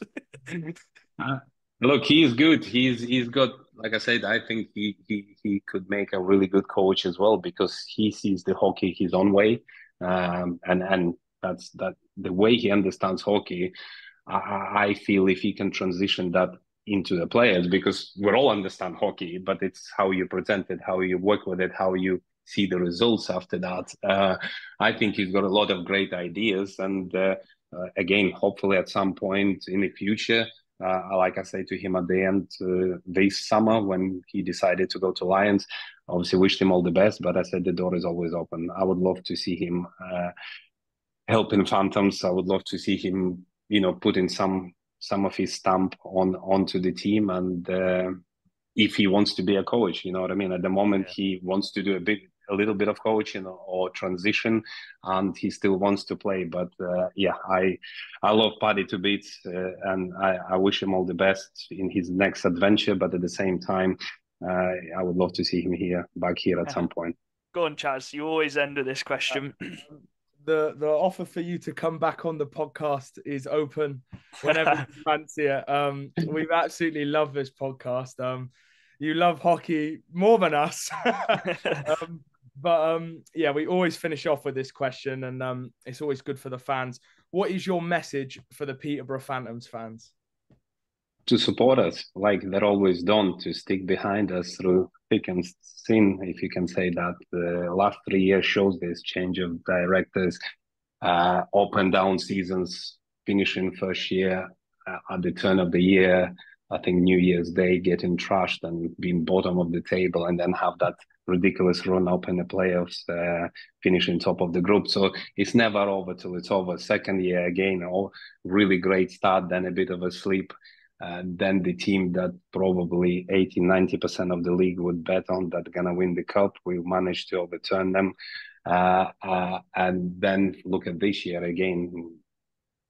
What it's been said in January, February, and everybody, even the coaches I speak to, we just again a team that nobody thought can do anything good till the end of the year, and then we come out on a high. So again, the message to the fans to stick. We all want to play. We all want to win. We all want to show the best hockey possible. But sometimes there is situations that we cannot control and we cannot do it. And if they stay with us, they will enjoy it. We will do our best, and hopefully they'll support us every game, home and away. It's looking like a very exciting team as well. Some great new ads. Slava, I echo what Charlie said. Thank you very much for hopping on. I think this has probably been our longest interview, and we appreciate it so much. So yeah, we'll definitely love to have you back on at some point as well. Look, guys, obviously, thank you for inviting me. I know everybody say that. From the point of why it took so long, it's because you speak about hockey and I can speak about hockey all day. You're probably going to have to renew your Zoom. I know sometimes they run out after an hour.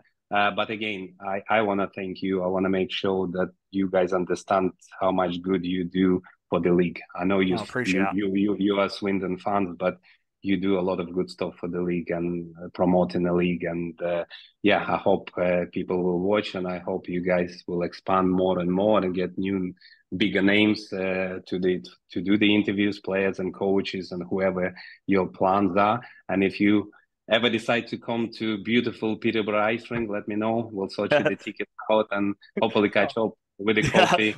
We'll be there we'll be there this season. I'm not sure when we actually play you first, whether it's at our place or at your place, but we'll make sure to say hello. Thank you very much, Slava. Hello, welcome back. We really hope you've enjoyed that. Charlie spilt some Sprite there.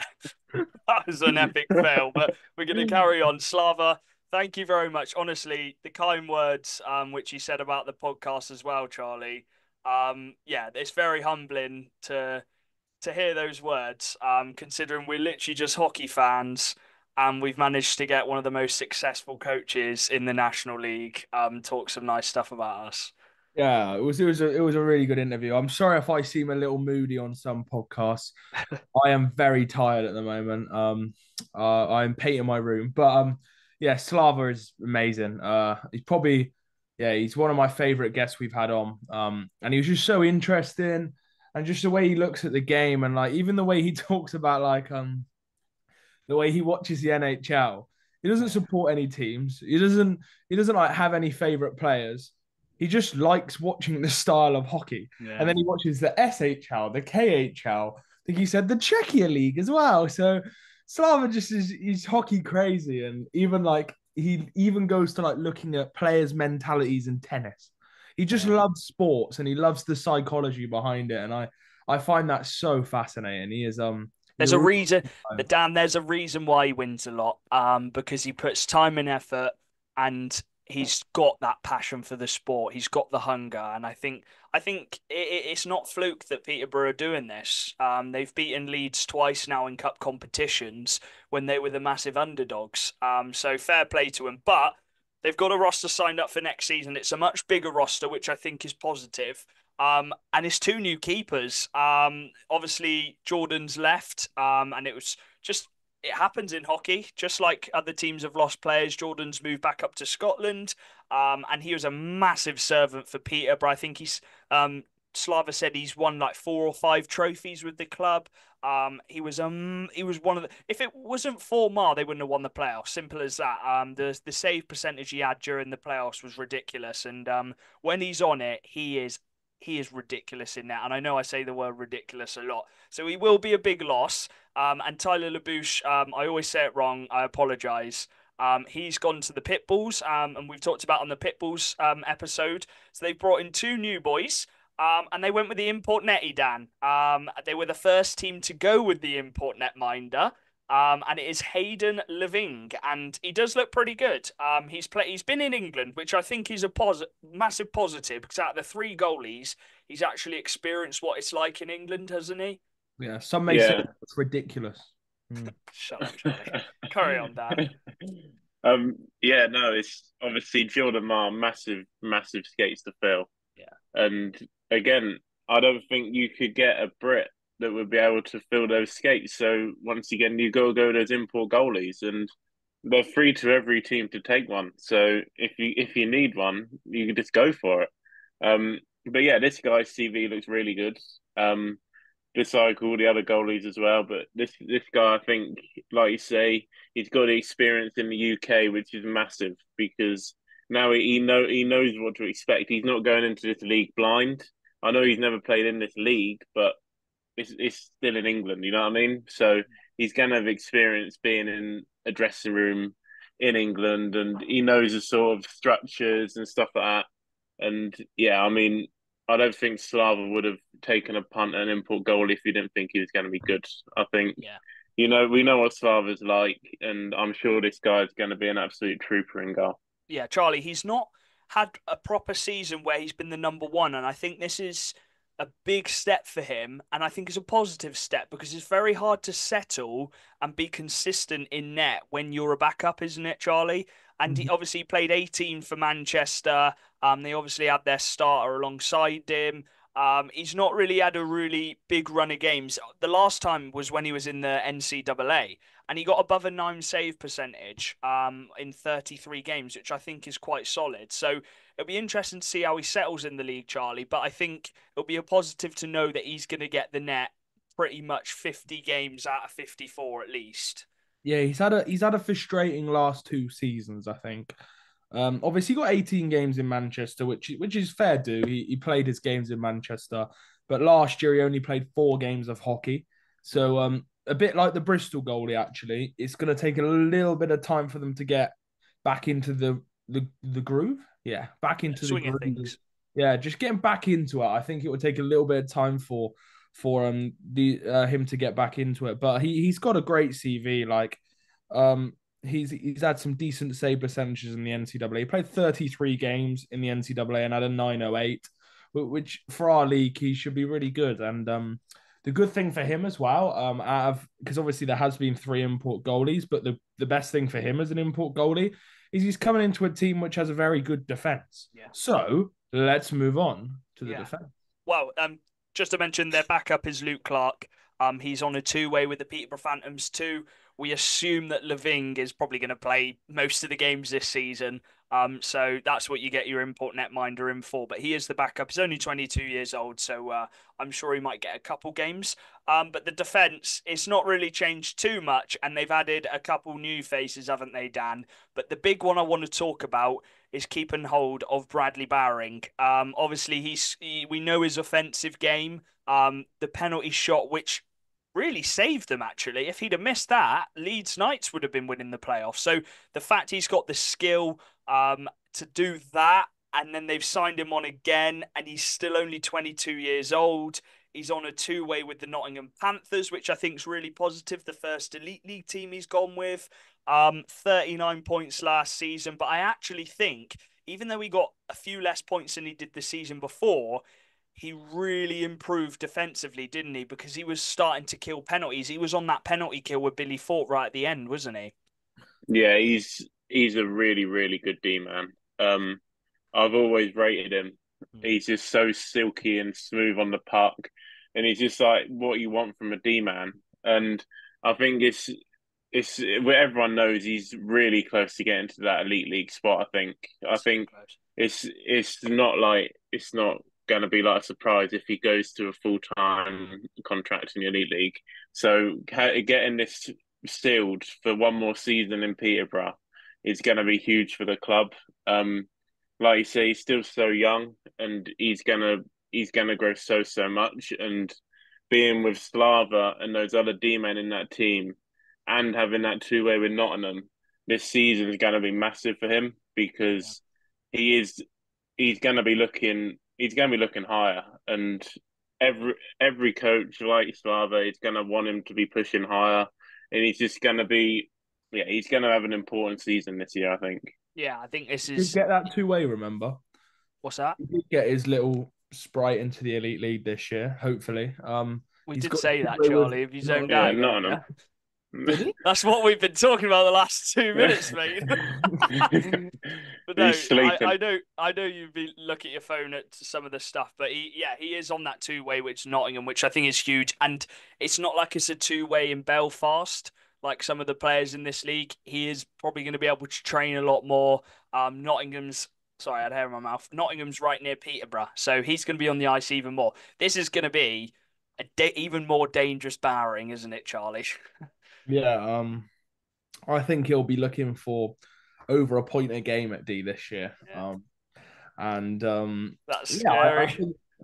think considering Peterborough don't have an import D man, I would say they probably have the best British D core out there. If you Is he look the at best Brit D now that Deck Balmer's not in the league? That's up for debate, I'd say. Neil Lydiard exists. Yeah, Uh, let's move on. We've talked a lot. We don't want to go too much in on them because we've got a lot of players to talk about. But I think that is so key because there was a lot of question marks whether he come back. So I'm happy that Barron's stayed in Peterborough because I think that's really good for them. Callum Douglas, obviously we know. Charlie, I know you really like his play. He just seems so calm on the puck. And good little floater too. yeah, That's what I like about him. Is he He goes was on unreal in the line Coventry. and yeah, he does these he's one of them players who like elegantly floats the puck towards the net. He's good at tippings. Like he isn't, but he's good at like tippings. yeah. The floater pucks. I know what you mean. Yeah. And he Yeah, got 30 yeah, points last season, man. Like yeah. he's not even all about his offensive game, and he managed to get 30 points. So All he from goes them under the floaters. radar for them. Yeah. Yeah, and he's tall. North. He's got a big Yeah, reach. yeah, he is very tall. Norton, obviously we know him very, very well. We love Norton. He's been really kind to us, and I don't think we would have got that Slava interview without Norton, by the way. So, Tom, if you're watching, we appreciate that very much. And he's back for another season. Of course he is. And he put up a total of 44 points last season.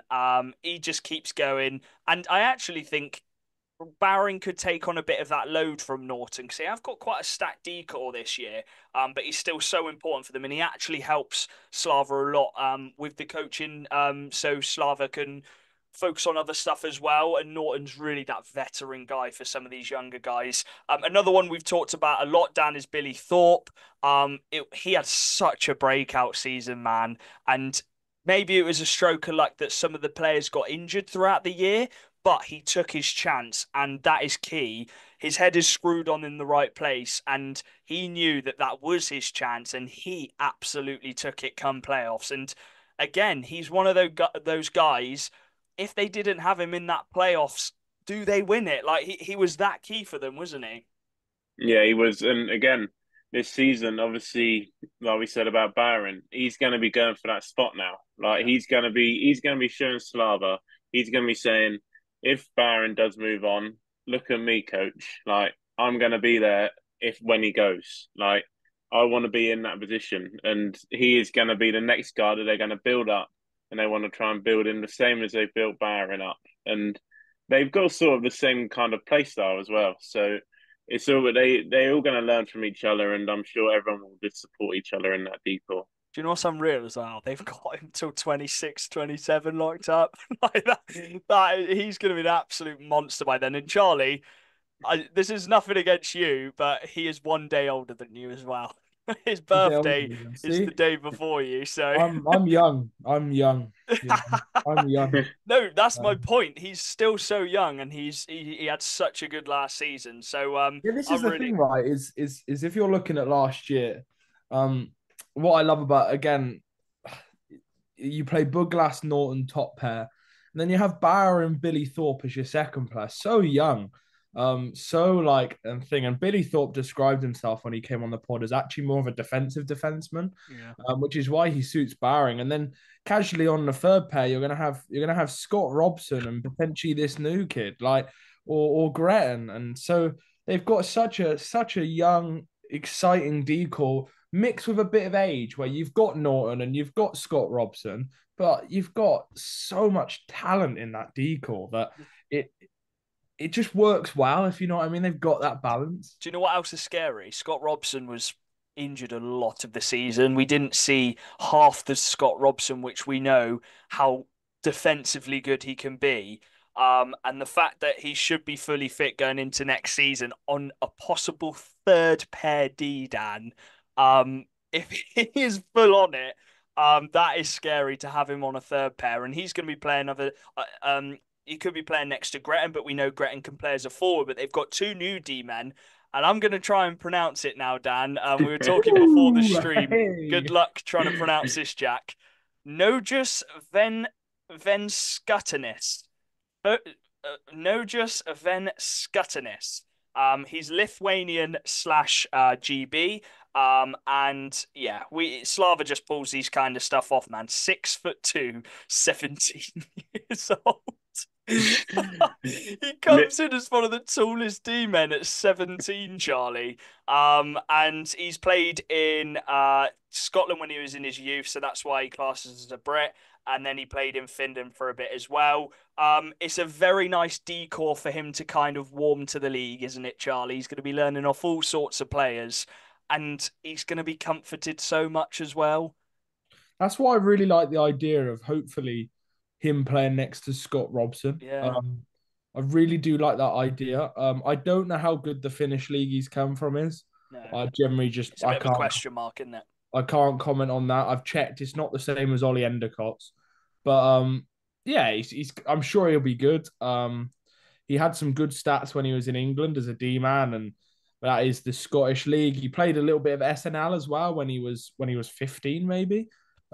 So he's clearly not going to be bad, and I think Slava will develop him well. And as we've seen, maybe he plays some games with the Peterborough twos. I don't know, or maybe Gretton comes in and can help rotate or whatever. So what's key for Slava is we know they had injuries last year. They look like they've got the depth to really cover them. Yeah. And give him 2 more years and he'll be in the same spot Billy Thorpe is in now, and Billy Thorpe will be in the same spot Bowering's in now, or whatever. You know what I mean? Yeah, I know what you They mean. kind It's of just go all through a about cycle, and he it's just all about builds them development, up. and we know that they will develop. And And Matthews, he'll be in a great spot, and I think he could be better than we expect him to be, or he could be a young talent. And I think this year's a really good year to find that out. yeah, And yeah, I think the one thing he will have is good skating. If he's gone to Finland for a year, I think he would have worked on his skating a lot. And if he's a big build and he's good, decent at skating as a D man, that normally works really well in this league. and Slava will know not to rush him in as well, and he doesn't need to rush him because he's got a lot of options this year, which I think is key. And they've got Matthew Seville as well, who's played in the men's league for the Peterborough Phantoms too. So there's a lot of options, and I'm sure we're going to see them get nurtured throughout the seasons. And he's only 17 years old as well, Matthew. So yeah, a very nice little decor. 8 D men there, which is very good compared to last season's depth they had. Moving on to the forward core then, and this is where it gets a bit tasty because there have been a few leaving, and then there's been a few who've joined, and they've got 3 new imports, which means 3 which they had last season have left. So first of all, Slagkovsky, he got 89 points last season. I think he really thrived, Dan, Good when he number, that. made that move to Peterborough. And there's no shock in that because Slava's so good with those European imports. And I know in the interview, Slava talked about how he doesn't really care what nationality they are, but we really saw Slagkowski improve a lot in Peterborough. Yeah, 100%. His game was totally different to what it was like in Romford. It was yeah, it was just weird. Yeah. He was a totally different player. Like when we saw him in Coventry, I mentioned like how physical he was, and he was like going into all the board battles, and he was Yeah. just like it was it was weird because normally, obviously, you see them Euro players, they're always about their defensive game. You don't really see him have that physical side, you know what I mean? But Slavkovsky just did both. Like he had that perfect defensive game and that good balance of like forechecking and hard hitting game as well. And yeah, he's such a good player. He's such a talented import, and he's so good with his hands, and he can score. He can score from anywhere.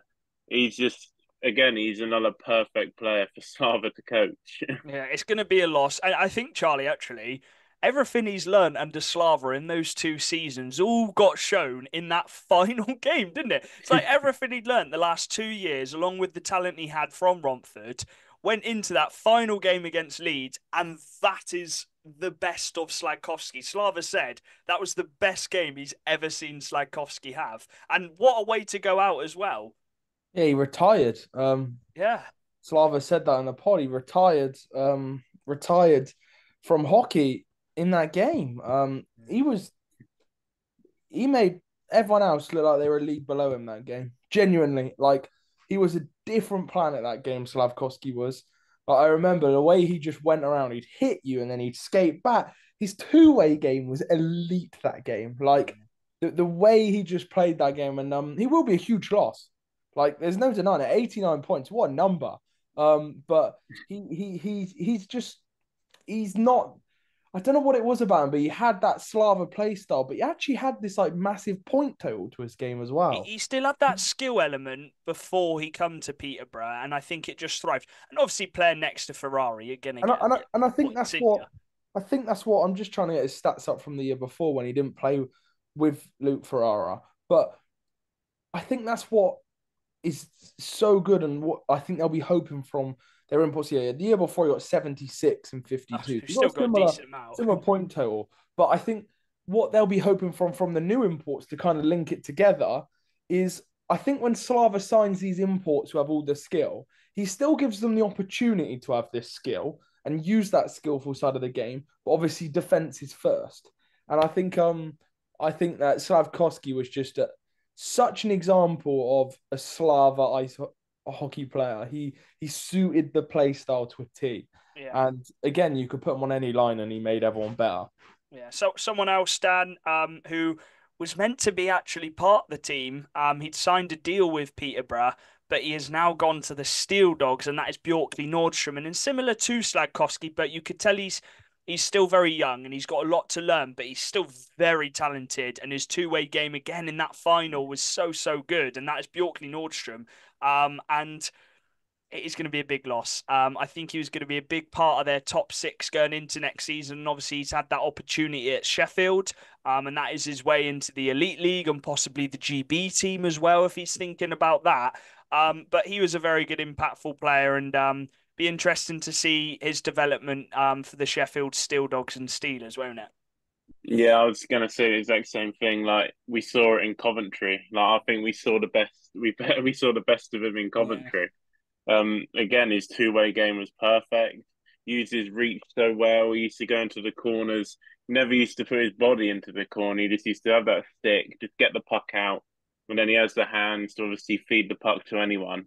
And even though he's a big guy, he can definitely skate really well as well, Yeah. and he's got the speed. Yeah, I think obviously that opportunity came up in Sheffield, and for young players, it seems like a perfect place for them to go. So I can't really blame him for taking it, and I'm sure he's going to take a lot of what Slava taught him last season and bring it into his game in Sheffield and really thrive off that play style.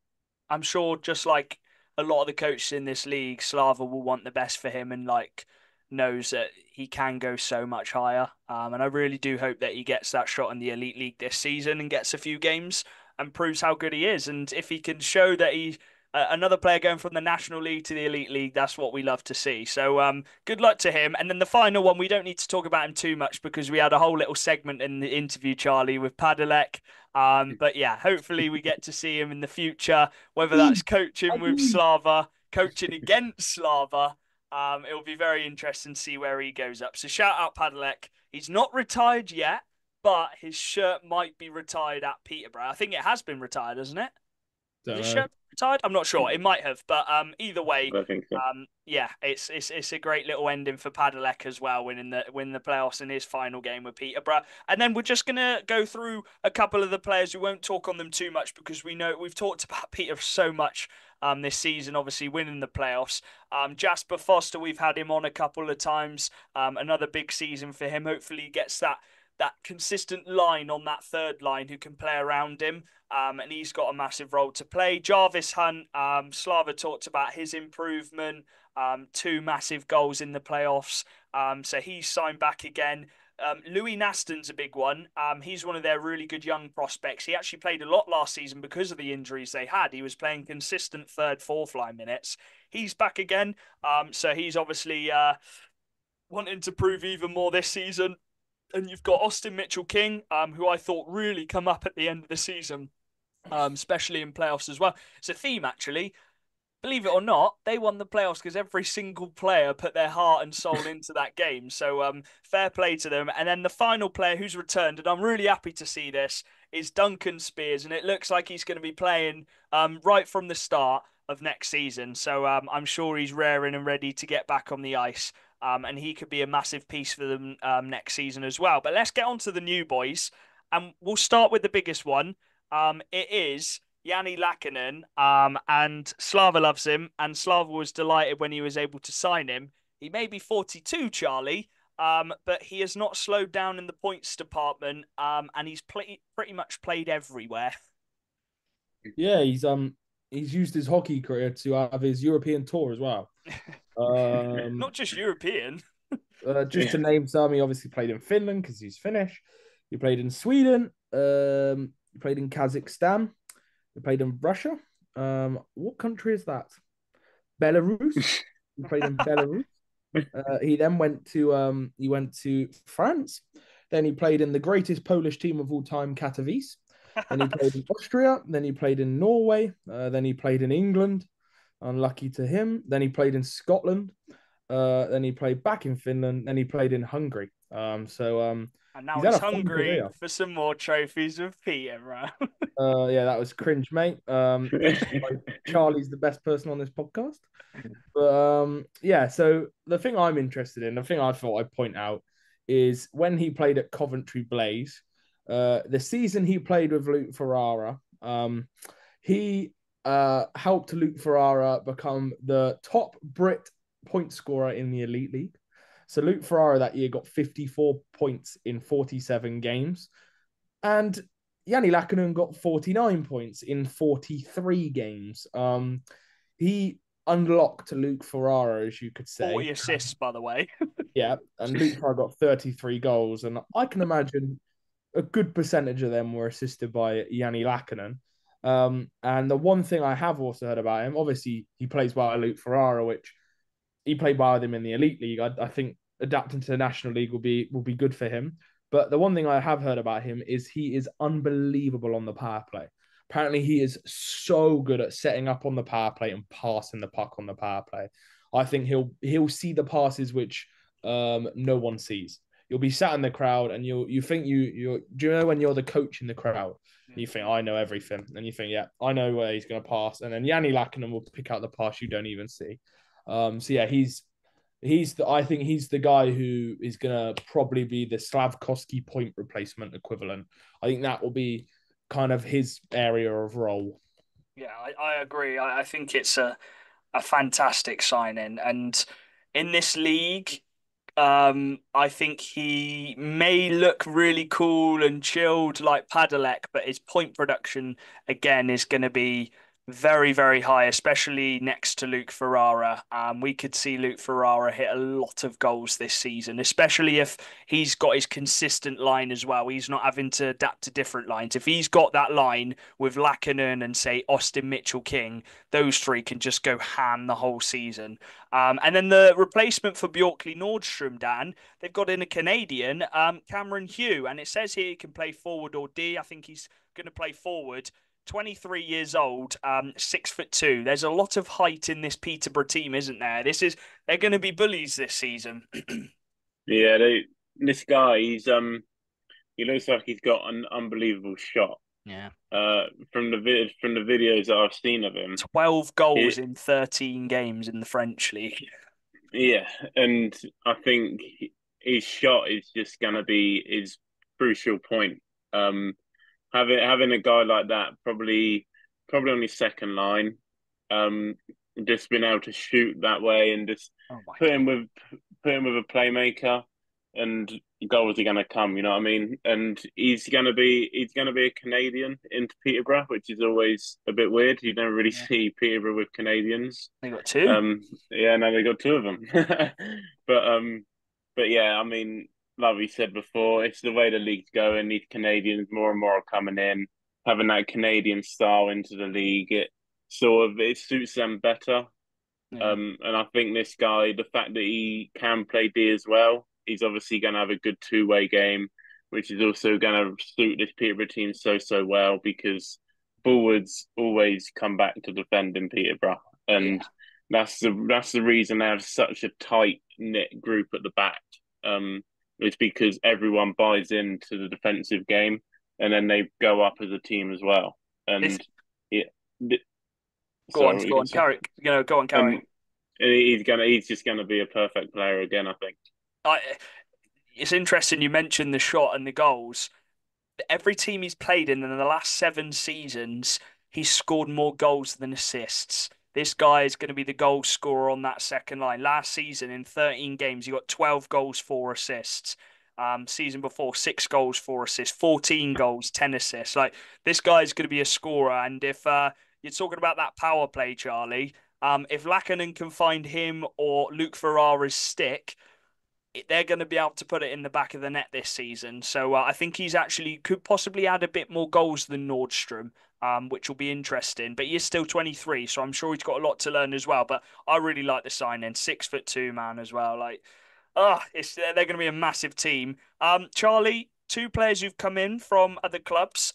Starting with Nathan Salem, a nice little pickup from Hull. I think he's going to get a bigger role at Peterborough than he probably would have got at Hull. And he's a player we know. The player we know, he can put it in the back of the net, and it's a player who's played under Slava before. He's played in Peterborough. Yeah, what I like about Salem is he can play up and down the lineup. He can play top line, second line, third line, or fourth line. He'll do his job in each one, and he fits the role he's given. So if he's meant to be the point scorer and third line guy, he'll do that. But if he's meant to go on the second line and be the guy who scraps around the boards, he'll do that. And that's what I like about Salem. And I think it's a really big add to this Peterborough team. And I think it adds something they probably didn't have last year. Is a more experienced guy who can do the dirty work and has the legs. Because I think at times Wildon probably lacked the legs last year. He got a lot of injuries, whereas I think, obviously we hope, but if Salem can stay fit the whole year, I think he'll be a really good Wildon replacement. I think that's kind of the role he'll be playing. Third, second line, really scraps in, can play centre or winger. He's just so useful. He's such a useful tool to have in your squad. Yeah, that's a good point, actually. It's kind of a like-for-like replacement, which is, I think, what Slava was looking at. They're both quite ratty, so yeah, it works useful. out. Yeah, it's a good chip. Like they will miss that rattiness of Wildon, and that is a compliment. They will miss that rattiness of Wildon, and I think Salem has that chip to his game. I always see him chirping players and shouting at the refs and stuff like that, and I think they need that. I think they do need that.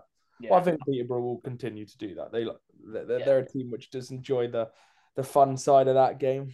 And then the opposite of that, someone who's quite a young lad who's looking to improve his game, and there's no better coach to do that, and that is Tom Palmer.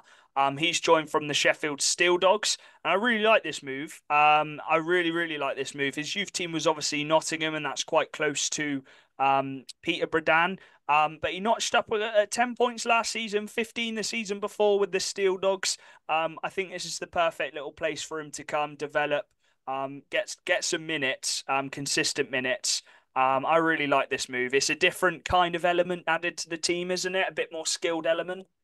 Yeah, I didn't really see the signing coming, to be honest. I No, was I quite didn't. shocked when I saw it. But yeah, I mean, he's a guy that obviously he's definitely got it. He's definitely got the skill to be a player, and he's obviously wanting to go into a team now, like you say, where he's going to get that those minutes, and he's going to get them every night. He's not going to have a night where he'll get the minutes. Next night he won't. He's going to get these consistent minutes consistently. He's going to be able to show what he can do. He's going to obviously try and open the eyes of a few coaches. He's had a few seasons where he's been there, but he's not had a chance to go above that. And I think being under Slava as well, he's going to obviously, we keep saying it, but Slava's the best guy for these young players to play under. And yeah, he's going to be another guy that's just going to grind. He's a gritty little player. He'll do the dirty work around the corners. He'll go into the net. He'll do everything. And yeah, he's going to be another guy to watch out for this season.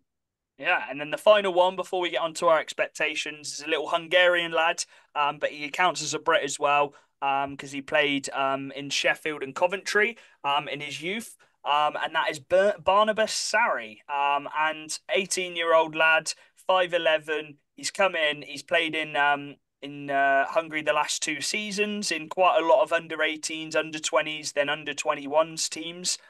So I'm interested to see his development, but again, he's been put in that really good team to kind of nurture himself into the men's league. So definitely watch out for him throughout the season. I'm sure he'll be getting given some opportunities, especially if they do pick up some injuries like last season, because you're bound to pick up some injuries and bans. So that is the final player for their roster. A much bigger roster than last season, and I think that is really, really positive for Peterborough and Peterborough fans that they can really have a go this league season and try and get that top four in the cup and then push onwards.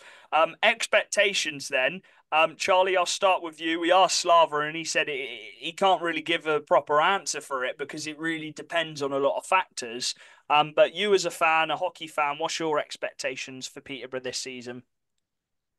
Um, Top five finish. Mm-hmm. With a cup run. You reckon another cup run? Make playoffs again, which is not going to be easy. But I think make playoffs again. I think they'll be disappointed if they didn't get into the cup qualification. Yeah. But it is really competitive.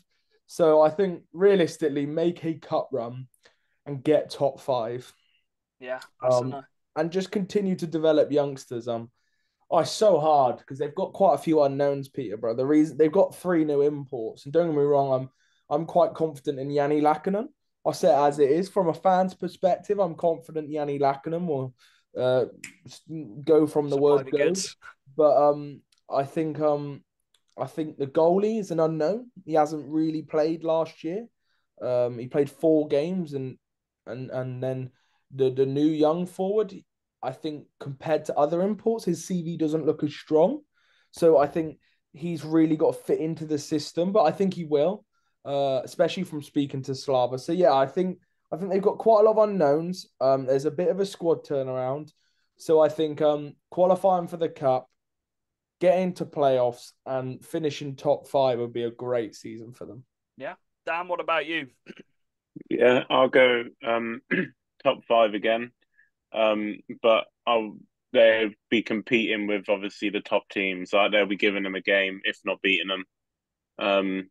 Again, like I Charlie agree. said, Not getting 6-0 by MK. Sorry to interrupt. Or I Leeds, don't. I don't think. They can't get 6-0 by MK again. I'm sorry. Yeah. You can't get 6-0 by your rivals again. Don't do it. You have to And Leeds. I know Leeds aren't as big a rivals, but for them, and I know Peterborough fans will say the same. Don't get 6-0 by Milton Keynes again. Yeah, they definitely want to be competing with them big teams. Like Charlie said, developing those youngsters, that is what Peterborough love doing, and I'm sure we'll see a lot of them youngsters really show a different side of their game from the start of the season to the end of the season. Yeah. They'll really grow there. And I think go deep in all competitions. So go deep in the cup, go deep in the playoffs as well. They're going to want to make Coventry again, I'm pretty sure. And they're going to definitely want to go deeper in the cup this year because they've got that bigger roster size for it. They've got that little bit of grittiness for those sort of one-off games that you can turn up on. So yeah, I'm going to go with that. I think this could be a very interesting season for Peterborough because there's a lot of teams which have improved, which means the top teams should lose a few more games. They should. They might not. Leeds might just go and spank the league again. But I think this is a really good opportunity for Peterborough. I actually think their squad looks very good. I know they lost Nordstrom. I do think Nordstrom could be quite a big loss because he was going to be a Brit, which I think was huge for them. But I still think they've got a very, very good team on paper. If they can get the consistent lines, if they can get less injuries this season, touch wood for them, if the goalie really does click, if Levine can really stand, maybe even more than Mar did, which will be a very high standard. The D, we know how good that can be, and they've got cover now in the D. And then the forward core, if Lackinen and Ferrara can be as good as we think they can, who knows how much that top line can dominate. So I think top four, I really do. I think top four for them if they can keep a lot of that team fit, especially with Barmer, I think from Hull is a massive loss, but Peterborough have that decor going into next season. So I think they're going to be looking for top four. I think they're going to be looking for that top four qualifying for the cup because they are a cup team.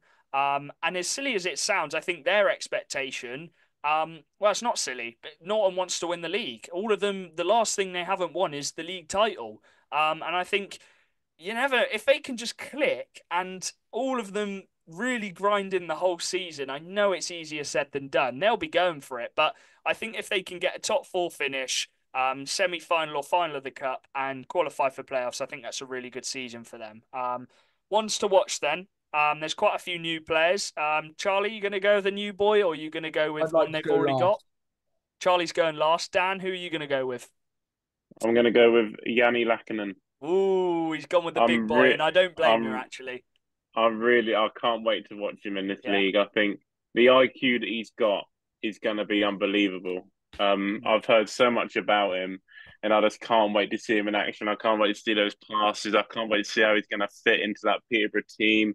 I can't wait to see what he's going to do with Ferrara, because if it's anything to do what he did in Coventry, it's going to be unbelievable. So yeah, I'm really excited to watch him play. Nice one. Charlie, I'm going to pick one, and you could have this one. I'm not sure that I don't know. I can't read Charlie here. I'm going to go Jarvis Hunt. 22 years old, centre. I think he could possibly get onto that second line role as the centre. He's improved on his points tally every season. He got more goals than assists last season, so he's going to be a big scorer for Peterborough. They need goal scorers. And if his playoff games are anything to go by, he's going to be a massive, massive player for them next season. And he's another young talent which has just thrived under Slava. So I'm going to go with Jarvis Hunt. Charlie, who's your ones to watch? I wanted to watch was not Jarvis Hunt. Ooh. I don't do motivational speeches much. Last year I did one, and obviously it worked because I'm the prediction king. But this is a comeback season. This is his year. I think Nordstrom leaving opened up a gap in the top six for this player. Last year he had an unfortunate injury, but he's 27 years old. And Duncan Spears is having his comeback year. He's going to hit a point a game this year. Ooh. He's going to hit a big year. Last year, he had 27 points in 45 games, but the year before, he had 56, and he's getting back to that level. This is Duncan Spears this season, where he breaks back into the National League. He plays on the second line with Cameron Hoog and Duncan Spears and Jarvis Hunt as the centerman, or Salem. And I think that they're going to bully teams. And I think he's going to come back with a chip on his shoulder because he wants to prove it. And I think he's going to bag 2 goals in Milton Keynes as well. So Duncan Spears is coming back with revenge this year. He's coming back with that chip on his shoulder.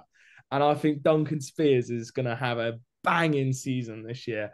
And I do actually think Nordstrom leaving, as much as it's a huge loss for Peterborough, I think it's an opened a spot for someone in that top six. And I think that is Duncan Spears. I think it'll take him a couple weeks to get back his feet back going, but I think he's a tough cookie where the injury won't scare him. I think he'll put it over his shoulder and he'll just go. Yeah.